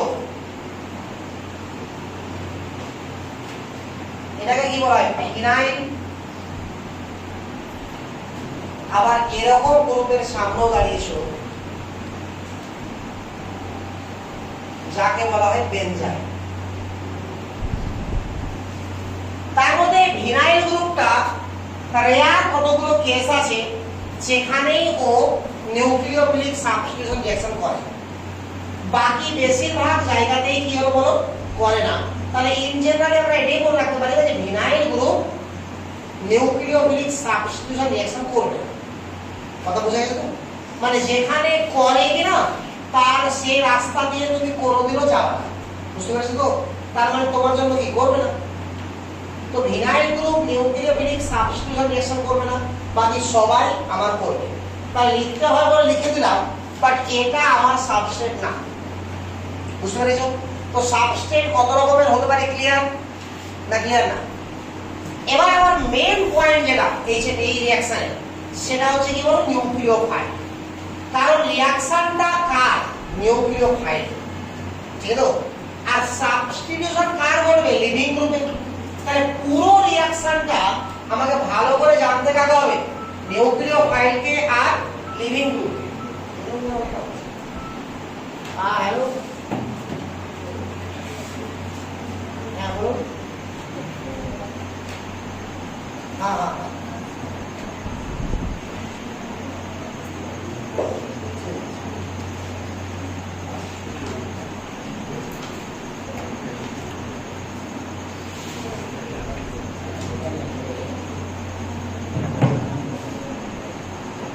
তো বলো নিউক্লিওফাইল কাকে বলে, বলার চেষ্টা করে দেখো। বলো বলো বলো, নিউক্লিওফাইলের কাজ কি আমরা তো বলো? নিউক্লিয়াসকে অ্যাট্রাক্ট করবে। আর ঠিকই বলেছো, যে যারা নেগেটিভ চার্জ পায় না তাদেরকে বলা হয় নিউক্লিওফাইল। তো নিউক্লিওফাইল করছে কি এখানে দেখো, লোন পেয়ারকে ডোনেট করছে, আরে করছেই করছে না, আর কি করছে এখানে, আর এর সঙ্গে বন্ড তৈরি করছে, আর লিভিং গ্রুপ বের করছে। দেখো তাহলে নিউক্লিওফাইল হতে গেলে মিনিমাম ওর কাছে একটা লোন পেয়ার থাকাই যায়। নেগেটিভ চার্জ থাকতেও পারে, নাও পারে, কথা বোঝাবো, কিন্তু লোন পেয়ার অবশ্যই থাকতে হবে। তো ও কি করবে, ইলেকট্রন জোড়কে দান করবে। আবার বলো যে যারা ইলেকট্রন পেয়ার ডোনেট করে তাদেরকে কোনো না কোনোদিন এরকমও পড়েছে যে বেস বলা হয়, লুইস বেস। তাহলে লুইস বেস আর নিউক্লিওফাইল দুটো সেম জিনিস না আলাদা জিনিস? লুইস বেস আর নিউক্লিওফাইল দুটো সেম জিনিস নাকি আলাদা জিনিস বলো? সেম না? দুটারই কাজ কি বলো? দুটারই কাজ লোন পেয়ার দান করা। যারা যত ইজিলি লোন পেয়ার দান করতে পারবে, লুইসের মতে তারা ভালো বেস, আর রিঅ্যাকশনের মতে ভালো নিউক্লিওফাইল। তাহলে সমস্ত নিউক্লিওফাইলকে কি বলা যাবে? বেস বলা যাবে, বাট সমস্ত বেসকে নিউক্লিওফাইল বলা যাবে না। তাহলে কিছু তো ডিফারেন্ট আছে, খুঁজো তো কি ডিফারেন্ট আছে নিউক্লিওফাইল আর বেস সম্পর্কে। কারণ তো আমি পড়াবো ঠিকই এগুলো, বাট তোমরা সবই জানো, একটা জিনিসও তোমাদের অজানা নাই। আছে জানা অজানা? SN1 SN2 ভালো করে জানো না? বলো নিউক্লিওফাইল আর বেসের মধ্যে পার্থক্যটা কি? চেষ্টা করো বলো, বলো। তাহলে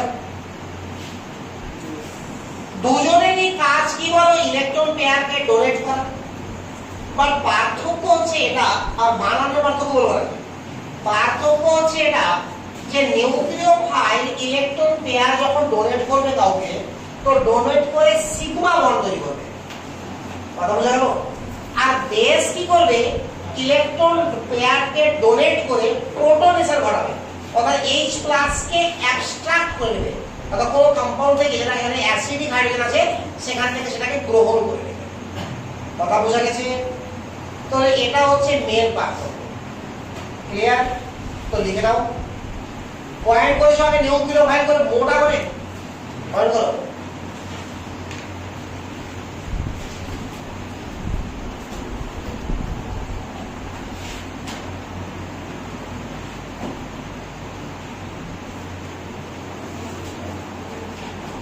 এসে লিখো nucleophile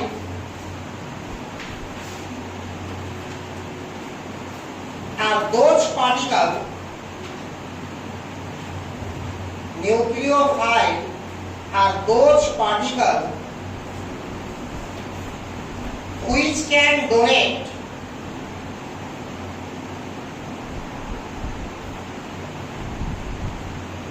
electron pair. Nucleophile are those particles which can donate electrophile to generate কি বলা বলো which can donate electron pair to generate sigma bond. Nucleophile are those particles which can donate electron pair to generate sigma bond, whereas bases are those substance whereas bases base থেকে bases are those substance which can abstract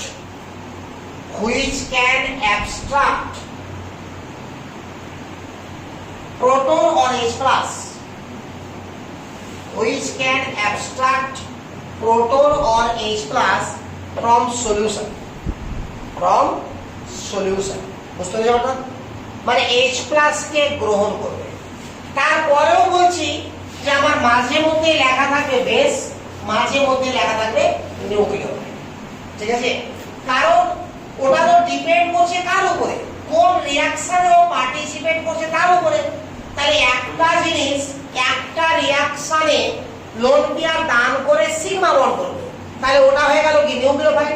আবার ওই জিনিসটাই অন্য আরেকটা রিঅ্যাকশনে acidic হাইড্রোজেনকে ছিনে নিয়ে বেরিয়ে গেল, তাহলে ওই রিঅ্যাকশনে ওটা কি হয়ে গেল, বেস হয়ে গেল। তো জিনিস তো একটাই, তার মানে কি নিউক্লিওফাইল আর বেস একে অপরের পরিপূরক, ওটাকে দুটাকেই একই জিনিসই বলা যেতেই পারে। এবার আমাকে দেখতে হবে একদিক থেকে যে নিউক্লিওফাইলগুলোর মধ্যে কে বেশি স্ট্রং আর কে কম স্ট্রং। তাহলে পয়েন্ট করো স্ট্রেংথ অফ নিউক্লিওফাইল। আচ্ছা লিখে দিচ্ছি স্ট্রেংথ অফ নিউক্লিওফাইল, নিউক্লিওফাইলের শক্তি মাত্রা। স্ট্রেংথ অফ নিউক্লিওফাইল,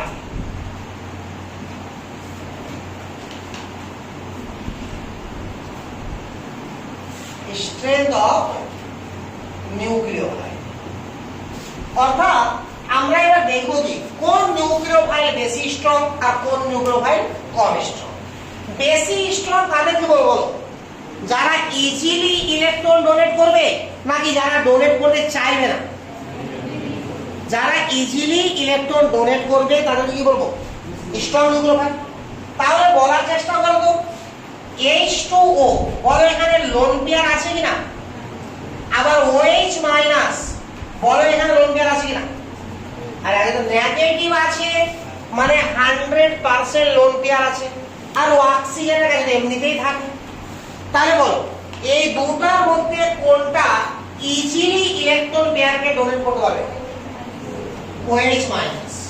এর আগে আমরা শিখেছি আরেক জায়গাতে মিসোমেরিক এফেক্টে যে নেগেটিভ চার্জ পার্টিকেল আর better electron donor as compare to neutral particle, শিখিনি? তাহলে একই ভাবে H2S ভালো না SH মাইনাস ভালো? NH3 ভালো না NH2 মাইনাস ভালো? তাহলে এরাই ভালো।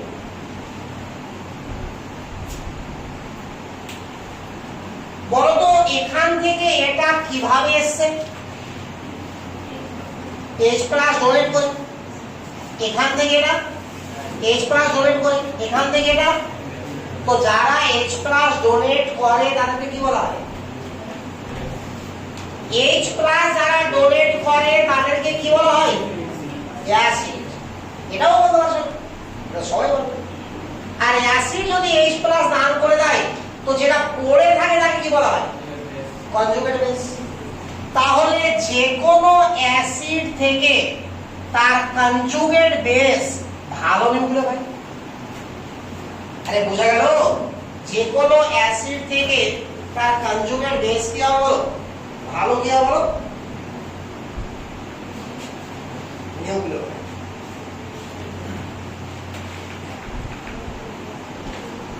বুঝছে? তাহলে এবার রুলস 1 লিখো।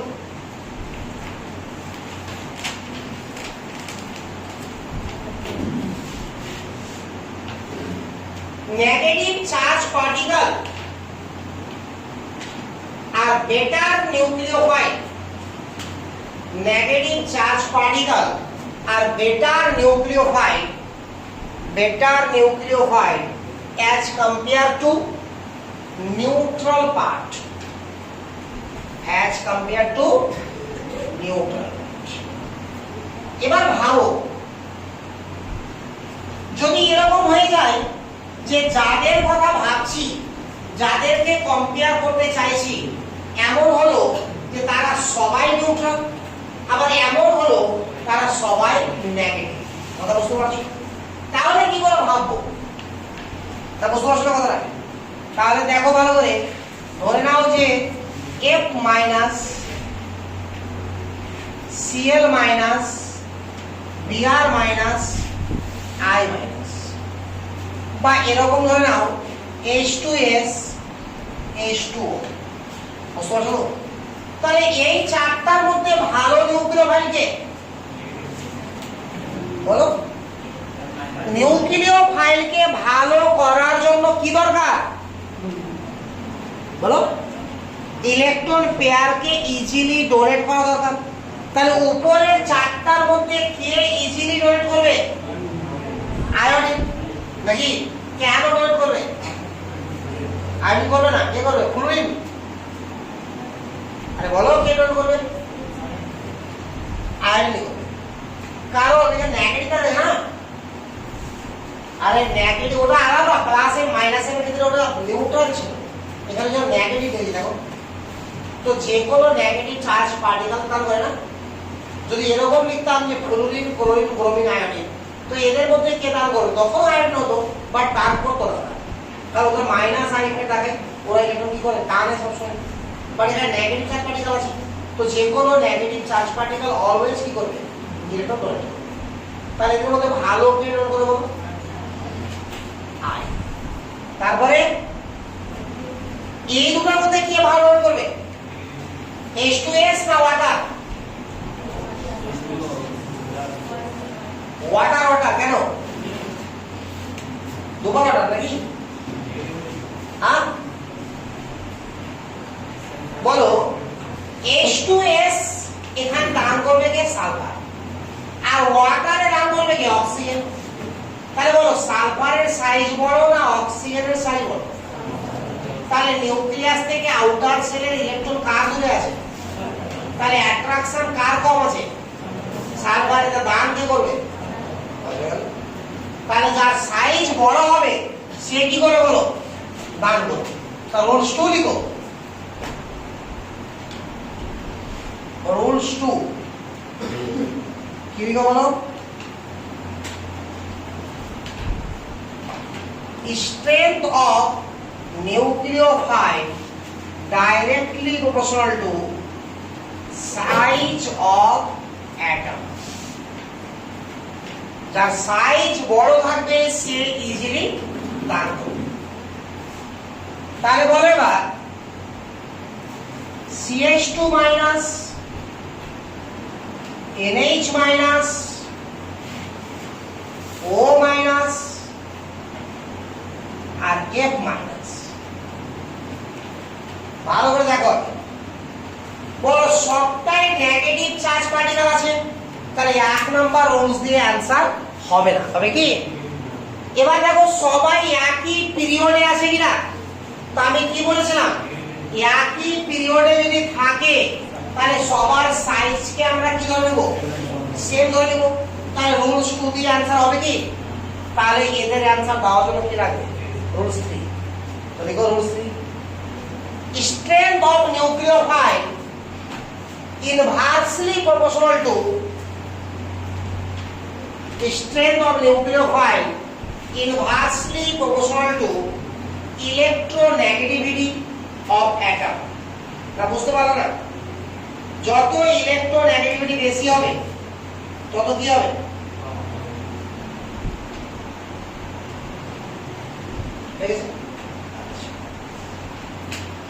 তাহলে সবথেকে ভালো কে দান করবে?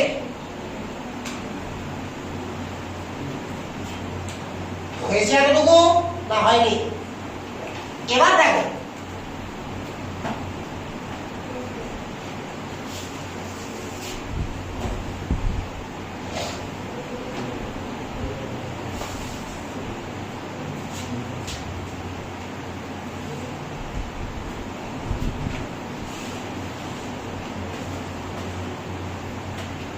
লক্ষ্য করো, ভালো করে দেখো জিনিসগুলোকে। এবার 1 নম্বর রুলস কি বলছে বলো? নেগেটিভ চার্জ পার্টিকেল আমার বেটার ইলেকট্রন ডোনার বা better nucleophile as compare to neutral part. তো দুটোই তো নেগেটিভ, তাহলে 1 নম্বর রুলস ভালো চলে গেল। 2 নম্বর রুলস কাকে নিয়ে ছিল বলো? সাইজ কে নিয়ে। তো দুটোই তো অক্সিজেন, কিসের সাইজ? বা 3 নম্বর রুলস বলো ইলেকট্রোনেগেটিভিটি। তো কাকে দেখবা? দুটোই তো অক্সিজেন, সেমিটার নেগেটিভিটি। তাহলে 3 নম্বর রুলস খাটবে গেলে কি? তাহলে এর পরে রুলস এগুলো খাটবে, তার জন্য আগে ভেবে নাও যে কোথায় ইলেকট্রন ডেনসিটি বেশি আছে বলো। বলো এটা আমার দান করবে কিনা? তো যখন দান করবে, যে অ্যাটমটা তার লোন পেয়ার দান করবে তার আশেপাশে যদি ইলেকট্রন ডোনেটিং গ্রুপ লেগে থাকে তাহলে ওর ইলেকট্রন ডেনসিটি বাড়বে কিনা? তাহলে ওর দান করতে ইজি হবে কিনা? আর যে সমস্ত গ্রুপ দান করবে তার আশেপাশে যদি ভিখারি লেগে থাকে, উল্টা টানতে শুরু করে, তাহলে ওর মধ্যে ইলেকট্রন ডেনসিটি কমে যাবে, তার দান করার টেন্ডেন্সি কি হবে? কমে যাবে। তাহলে এখানে এই দুটোর মধ্যে কে দান করবে? এটা। তাহলে এবার বলো যারা ইলেকট্রন ডোনেট করে তাদেরকে আমরা প্লাস গ্রুপ বলি কিনা? আর যারা ইলেকট্রনকে উইথড্র করে তাদেরকে কি বলি? মাইনাস গ্রুপ বলি। তার মানে যে কোনো প্লাস গ্রুপ কি করবে? আমার নিউক্লিওফাইলের স্ট্রেংথকে বাড়াবে, আর যে কোনো মাইনাস গ্রুপ কি করবে? কমাবে। তাহলে এখানে লিখতেই পারি আমরা রুলস কথা বলো। তো লিখো rules 4, strength of nucleophile directly proportional to plus m plus h plus I and inversely proportional to minus m minus h and minus I। অর্থাৎ যেখানে যেখানে প্লাস m লাগবে, যেখানে যেখানে মাইনাস m লাগবে, বুঝে গেছো? প্লাস h মাইনাস h পারো বলতে পারেন? সিওরটা সিওর নাই? তাহলে সিওরই যখন আছো তাহলে বলার চেষ্টা করো তো।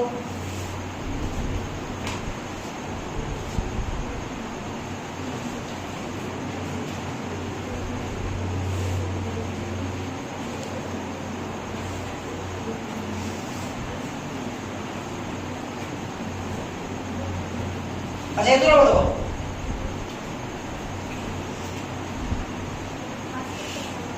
ফার্স্টেরটা ভালো করবে, কারণ সেকেন্ডে ডাবল সিঙ্গেল লোন পেয়ার আছে, তাহলে কনজুগেশন আছে, একটু পরে মাইনাসটা এখানে চলে আসবে, তাহলে এখানে ডেনসিটি কমে যাবে। তাহলে ভালো কে নাম করবে? বুঝতে পেরে গেছো?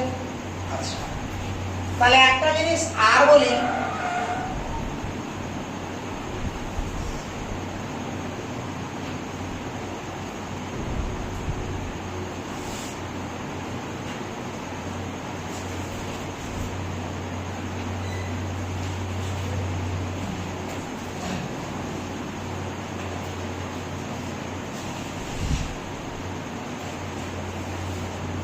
চলো এই দুটার মধ্যে ভালো কে ডোনেট করবে?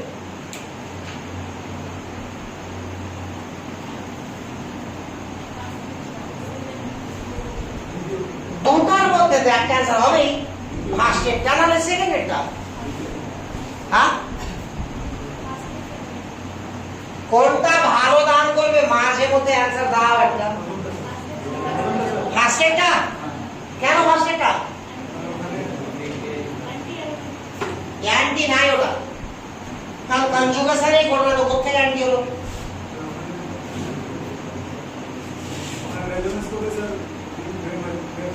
কোথায়?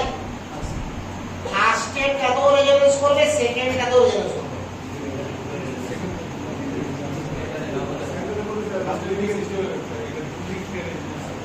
ওজন নাম করবে এটা। হ্যাঁ, আচ্ছা এরকম বলা যায়।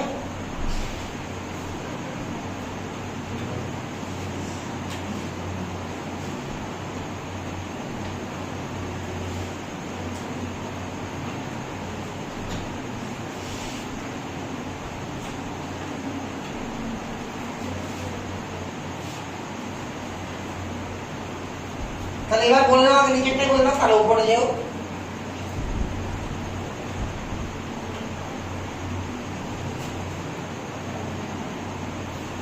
তিন দিকে হয়ে গেল,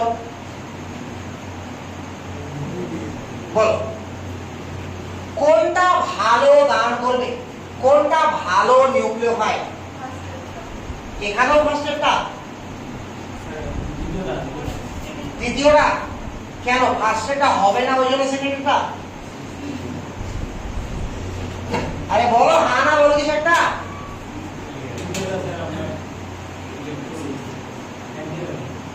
দ্বিতীয়টা অ্যান্টি অ্যারোমেটিক। কি করে? ডাবল সিঙ্গেল সিঙ্গেল কোন কনজুগেশন?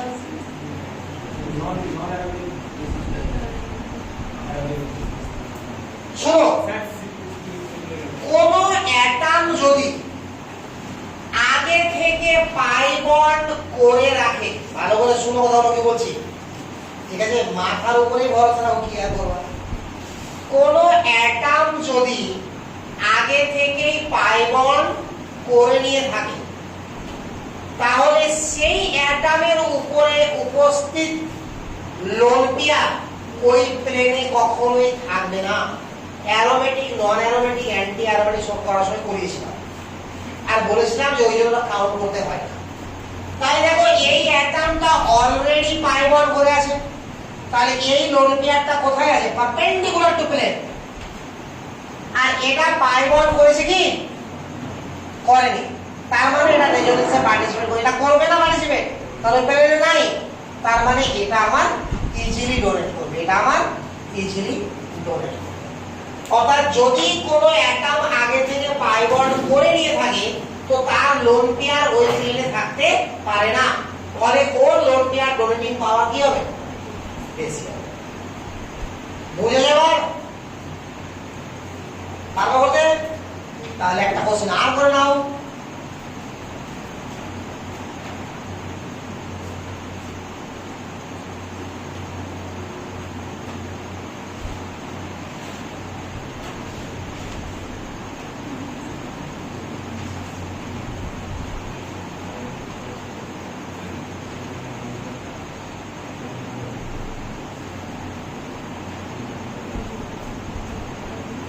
দেখো ভালো করে, এই তিনটার মধ্যে কোনটা ভালো ডোনেট করতে পারবে?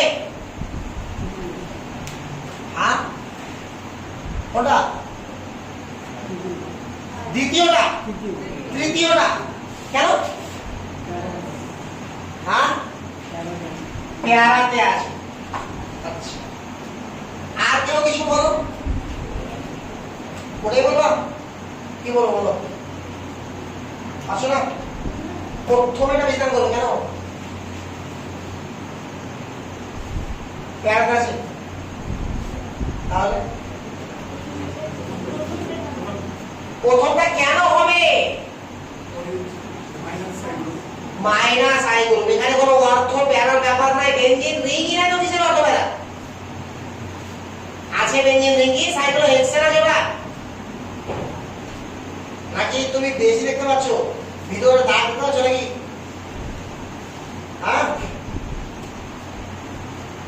অনেক সময় দেখা যায় এরকম গল্প শুনেছি ডাক্তার ওই কি নাম বলতো এটা ভারতের পশ্চিমবঙ্গের মুখ্যমন্ত্রী ছিল ডাক্তার বিধানচন্দ্র রায়।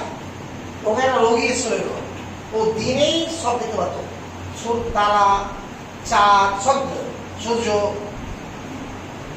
আর রিয়াল দেখতে পেতো।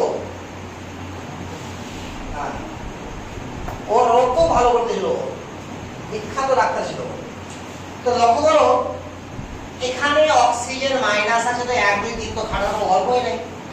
তো এখানে কোনো কনজুগেশন নাই, তাহলে এর কাজ কি শুধু ইলেকট্রনকে টেনে নেওয়া। তাহলে সব থেকে বেশি মাইনাস ইফেক্ট কোথায় লাগবে? এখানে, কারণ ডিস্টেন্স বাড়ার সঙ্গে সঙ্গে ইফেক্ট কি হয়? কমতে থাকে। আর মাইনাস ইফেক্ট গুলো কি করে? ডিস্টেন্সকে কমিয়ে দেয়। তাহলে সব থেকে ভালো কোনটা? বুঝতে পেরেছো? না শিওর তো?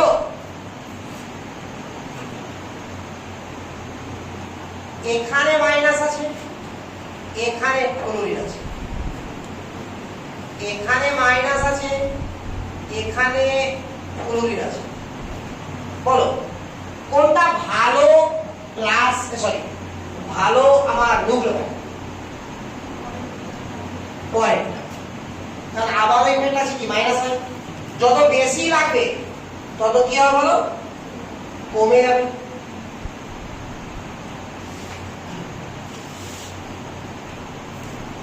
এবার বলো কোনটা? এবার কি আছে? প্লাস সাইড আছে না, তাহলে পার্সেন্টটা, কারণ প্লাস গুলো কি করে? নিউক্লিওফাইল স্ট্রেনথকে বাড়িয়ে দেয়।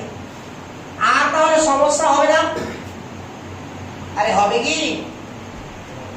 একবার তো বলো সাহস করে, যার হবে না কেন? সাহস করে বললে আমি কঠিন কোশ্চেন দিয়ে দেবো নাকি? বল এই দুটোর মধ্যে কে ভালো নিউক্লিওফাইল? প্রথমেরটা, পরেরটাতে কনজুগেশন আছে। তাহলে এই দুটোর মধ্যে ভালো কে?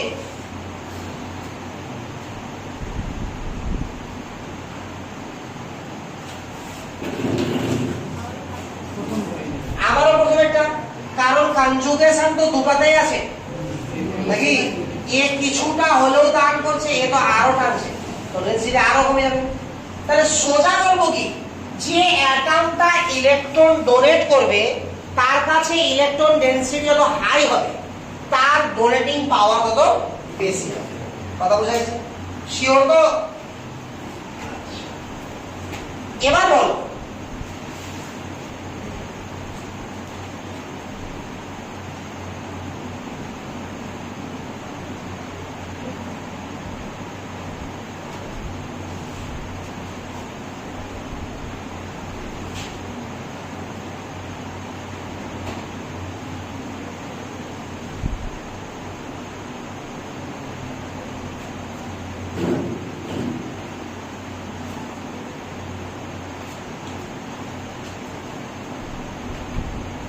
প্রথমে এই তিনটা বলো, কে ভালো ডোনেট করবে? শেষেরটা নাকি? কেন? কেন বলো? আর এই তিনটার মধ্যে কে ভালো ডোনেট করবে? প্রথমটা?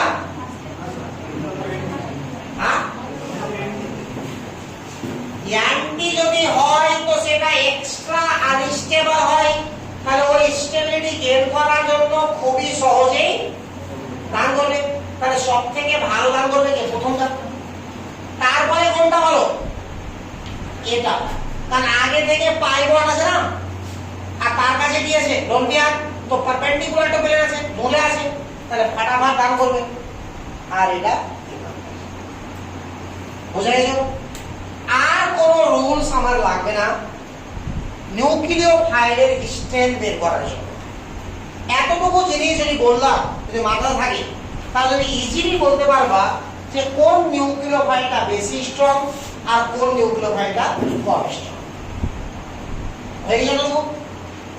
আচ্ছা এবার দেখো পয়েন্ট করো লিভিং গ্রুপে তুলো সব, তাহলে তুলো ফাটাফাট।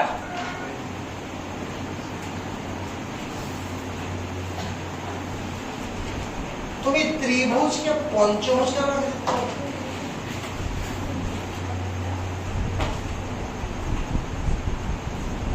পঞ্চভুজ আয়তন মুশকিল হয়ে যাবে। সব বুঝলি না মা? আরে হয়েছে সব? এতটুকু ক্লিয়ার তো যা যা বললাম? হ্যাঁ না কিছুই নাই, ক্লিয়ার নাই? আচ্ছা তো তুমি উঠো তো। আরে উঠতে বলেছি। মানুষ কাকে উঠতে বলে? যার জ্ঞান বেশি থাকে। দেখবা মিটিং মিছিল যখন হয় তো কে নেতাটাই উঠে, ঠিক আছে কি না? তো তুমি ধরে নাও কিছুক্ষণের নেতা। এক দিক থেকে বলো যে প্লাস এম এর স্ট্রেংথ আমরা কিভাবে চেক করব? অর্থাৎ রুলস 1 কি, রুলস 2 কি, রুলস 3 কি, রুলস 4 কি, রুলস 5 কি, আরো যদি জানা থাকে আরো বলবো একটা খাতা দেখে না বলো।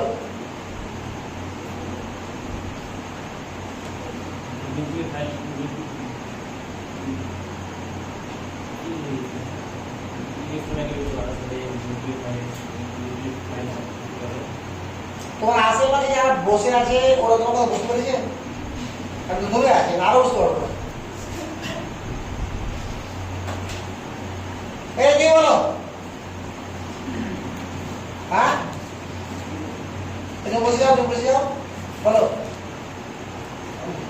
তো তুমি যখন পারবা না তো ওকে যখন ধরছিলাম তুমি মজা করে নিচ্ছিলাম, তখন তোমার পড়া উচিত ছিল না?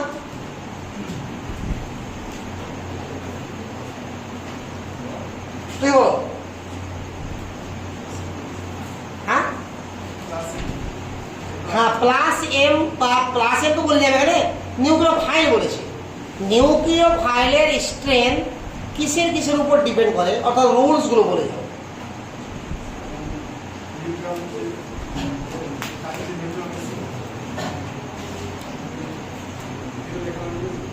হ্যাঁ যেটি বললাম তুই বলে যাও না, ঠিক বলছো। আমি যখন ভুল করবো তখন থামি থামি করবো।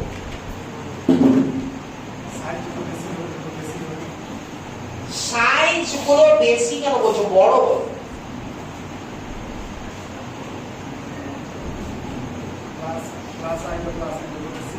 ক্লাস এইচ হবে না?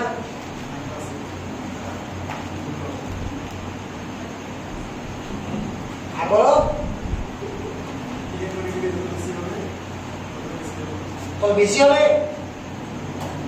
ইলেকট্রো নেগেটিভিটি বেশি হলে আমার নিউক্লিয় ফাইলের স্ট্রেংথ বাড়বে না কমবে? উল্টা ট্রান্সফার টেন্ডেন্সি কমে যাবে না? বসো এগুলো।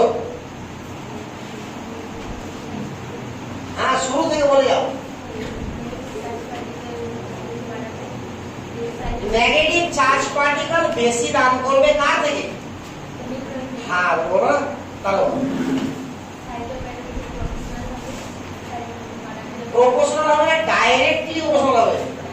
আচ্ছা ওটু করে ছাড় সব বলবো জন্য, তারপরে বলো।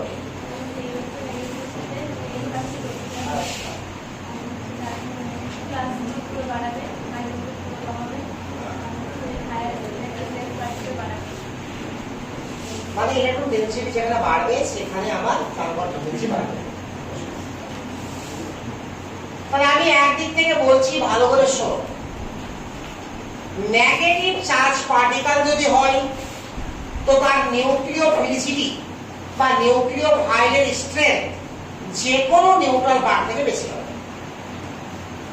সবাই নেগেটিভ বা সবাই নিউট্রাল যদি হয়ে যায় তো সেই ক্ষেত্রে আমরা ফার্স্টে দেখবো কি সাইজ।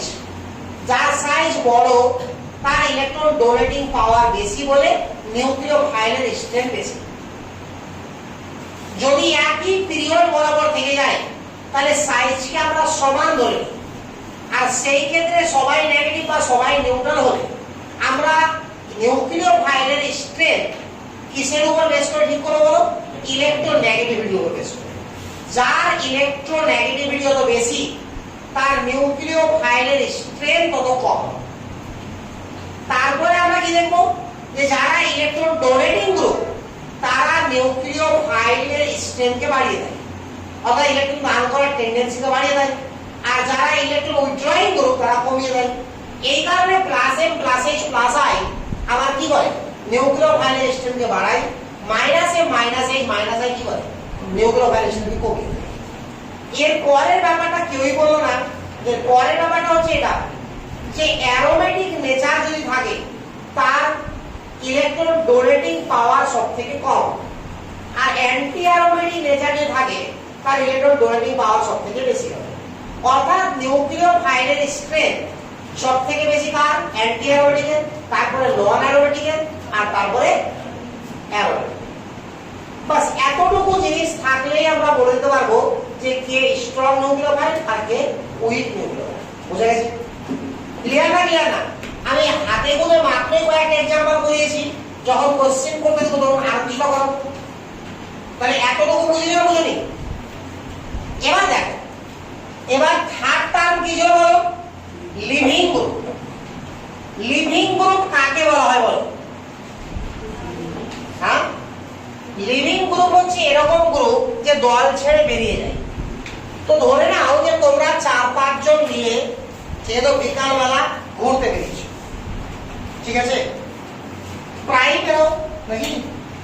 হ্যাঁ, প্রায় বেরো না বেরো, যেদিনই ক্লাস থাকে না সেদিনই বেরিয়ে। তো বিকালবেলা ধরে নাও যে 4-5 জন মিলে ঘুরতে বেরিয়েছো, তোমরাও বেরিয়ে যাও খেয়েছো। এবার মাঝখানে কি হলো যে রাস্তাতে যেতে যেতে একজন তোমাদের থেকে বেরিয়ে গেল, ও বলছে তোমাদের সঙ্গে যাবো না। তাহলে ও হয়ে গেল এই গ্রুপের কি? Living group. তাহলে কে বেরোবে? ওরা গ্রুপ থেকে কে বেরোবে? তুমি? তাহলে কে?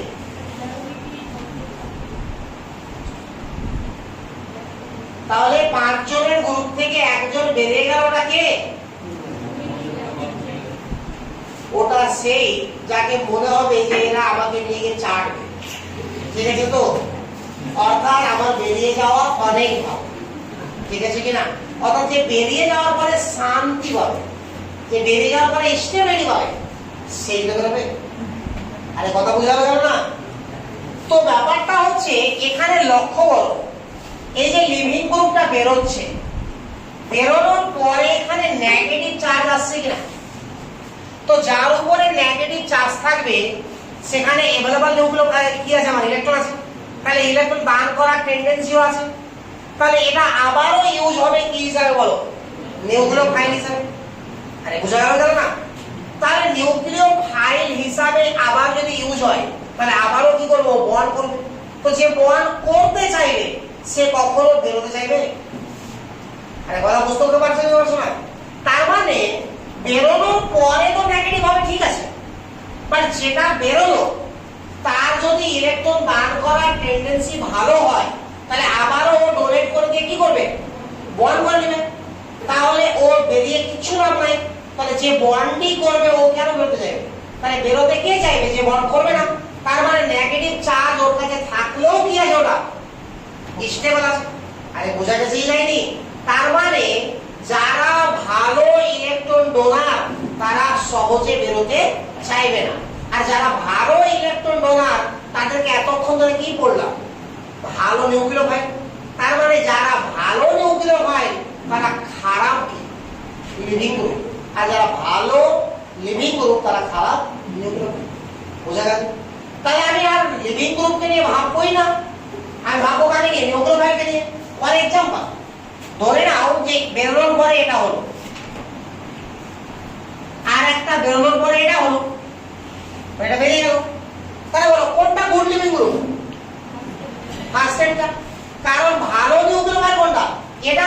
তাহলে ভালো লিভিং গ্রুপ এটা। বুঝতে পারছো না?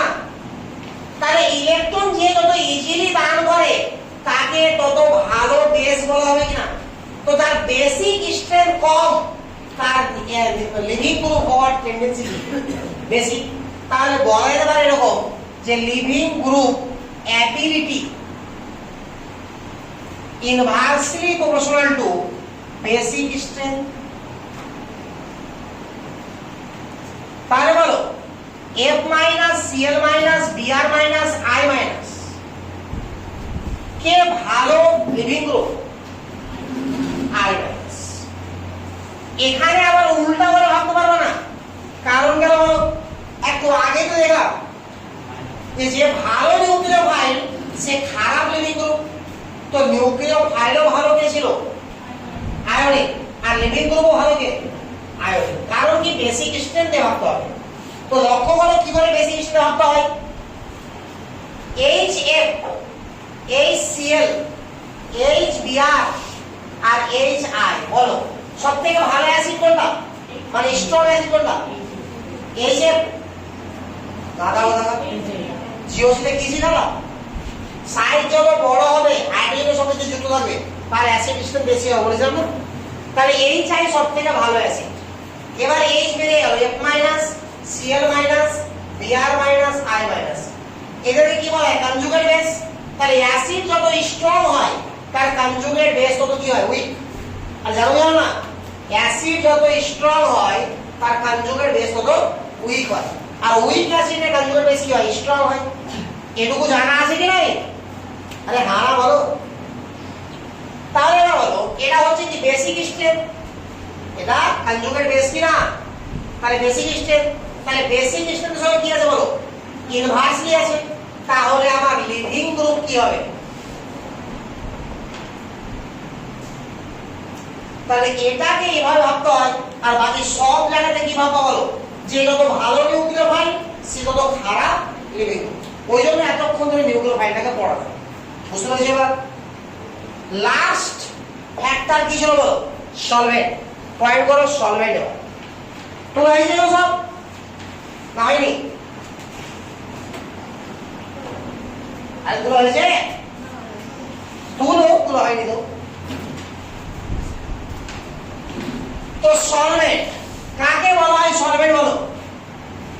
হ্যাঁ, যার মধ্যে কোনো না কোনো কিছুকে ডিজলভ করা যায় নাকি, তাকেই সলভেন্ট বলা হয়। গ্যাস কখনো সলভেন্ট হতে পারে বলো? গ্যাস তো দূরের কথা, সলিডও সলভেন্ট হতে পারে। ঠিক আছে, সবই সলভেন্ট। তো ভালো করে দেখো, সলভেন্ট সলভেন্ট আমার দু রকমের হয়। একটা পোলার সলভেন্ট আর একটা নন পোলার সলভেন্ট। যারা নন পোলার সলভেন্ট তাদের মিউ ইকুয়াল টু 0, যারা পোলার সলভেন্ট তাদের মিউ নট ইকুয়াল টু 0। এগুলো অলরেডি পড়ানো হয়ে গেছে। কখন? কেমিক্যাল বন্ডিং এ, কে পোলার কে নন পোলার। তবে তোমার সঙ্গে দেখা হবে যাদের, তাদেরকে দেখে নাও। CCl4, CH2, benzene and toluene. তুমি নন পোলার সলভেন্ট রূপে এই চারজনকেই দেখতে পাবা। ঠিক আছে তো? এবার পোলার সলভেন্টকে ফার্দার দুভাগে ভাগ করা হবে। একটা হবে পোলার প্রোটিক,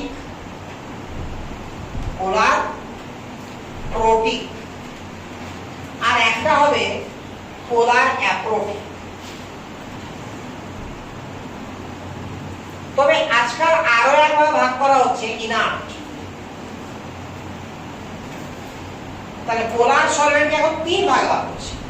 কি কি বলো? পোলার প্রোটিক, পোলার অ্যাপ্রোটিক আর ইনার্ট। পোলার প্রোটিক তারাই যেখানে O বন্ড H থাকবে, N বন্ড H থাকবে অথবা F বন্ড H থাকবে। পোলার অ্যাপ্রোটিক ফিক্সড, হাতে গুনে কয়েকটা আছে।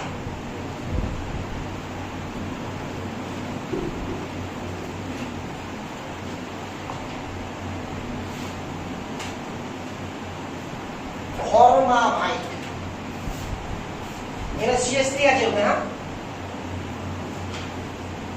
CH3CONH2 স্ট্রোক হবে না।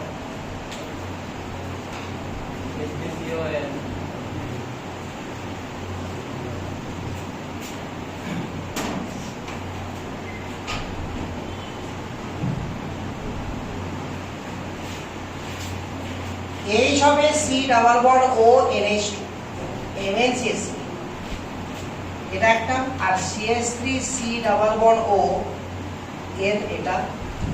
আর একটা হচ্ছে এটা।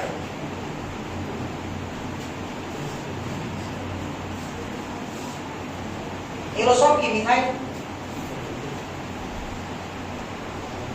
এবার নামগুলো শোনো, এই চারটা ছাড়া আর পাঁচটা সলভেন্ট নাই পোলার অ্যাটমিক। হ্যাঁ, এটাকে বলা হয় ডাইমিথাইল সালফক্সাইড, DMSO।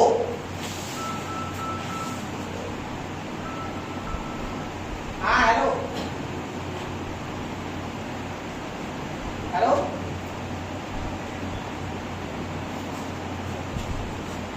হ্যাঁ কোশ্চেন যেটা বলে যে কিছু, হ্যাঁ কিছু ভুল নাই বলে বলিনি, দু চারটা যেটা ভুল আছে সেটা তোমার শুধু চার্জের ভুল আছে, মানে চার্জ গুলো উপরে মাথার উপরে থাকা উচিত ছিল, ওটা একটু সাইডে হয়ে গেছে, ওগুলো বুঝে যাবে ছেলেরা। হ্যাঁ কিছু ভুল আছে, বুঝলো কি বলছি, দেখা যাবে।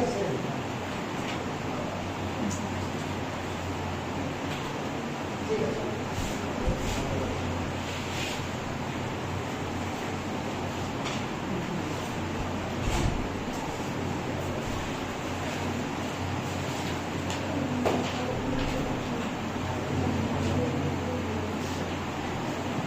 বুঝছে?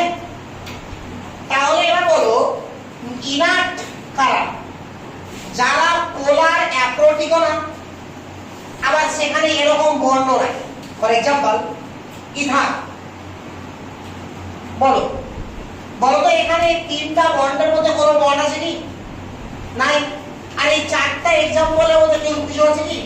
তাহলে পোলার তো বটে, আরে পোলার কি না এটা? তাহলে এই ধরনের সলভেন্টকে কি বলা হবে? Inert solvent. বোঝা গেছে? এটার নাম হচ্ছে ডাইমিথাইল ফরমামাইড। কি বললাম? Dimethyl formamide, dimethyl acetamide, hexamethyl phosphoramide, DMSO, dimethyl sulfoxide. ওটা লেখা থাকবে না বড় বইয়ে, বইয়ে এটা লেখা থাকবে dimethyl sulfoxide, dimethyl formamide, dimethyl acetamide, আর একটা কি বললাম বলো? হেক্সামিথাইল ফসফোরামাইড। ঠিক আছে? তো এদের দেখবো আমরা আরো ডিটেইলসেও জানবো, আমরা তো জানতে পারবো যে এরা যারা পোলার অ্যাপ্রোটিক তারা শুধুমাত্র স্টেবল করবে ক্যাটায়নকে, অ্যানায়নকে করতে পারবে না। তো this type of solvent stabilise only cation. এখানে হবে this type of solvent stabilised only cation. This type of solvent stabilised only cation. বুঝে লাগা? This type of solvent stabilize only cation. R polar protica লিখো।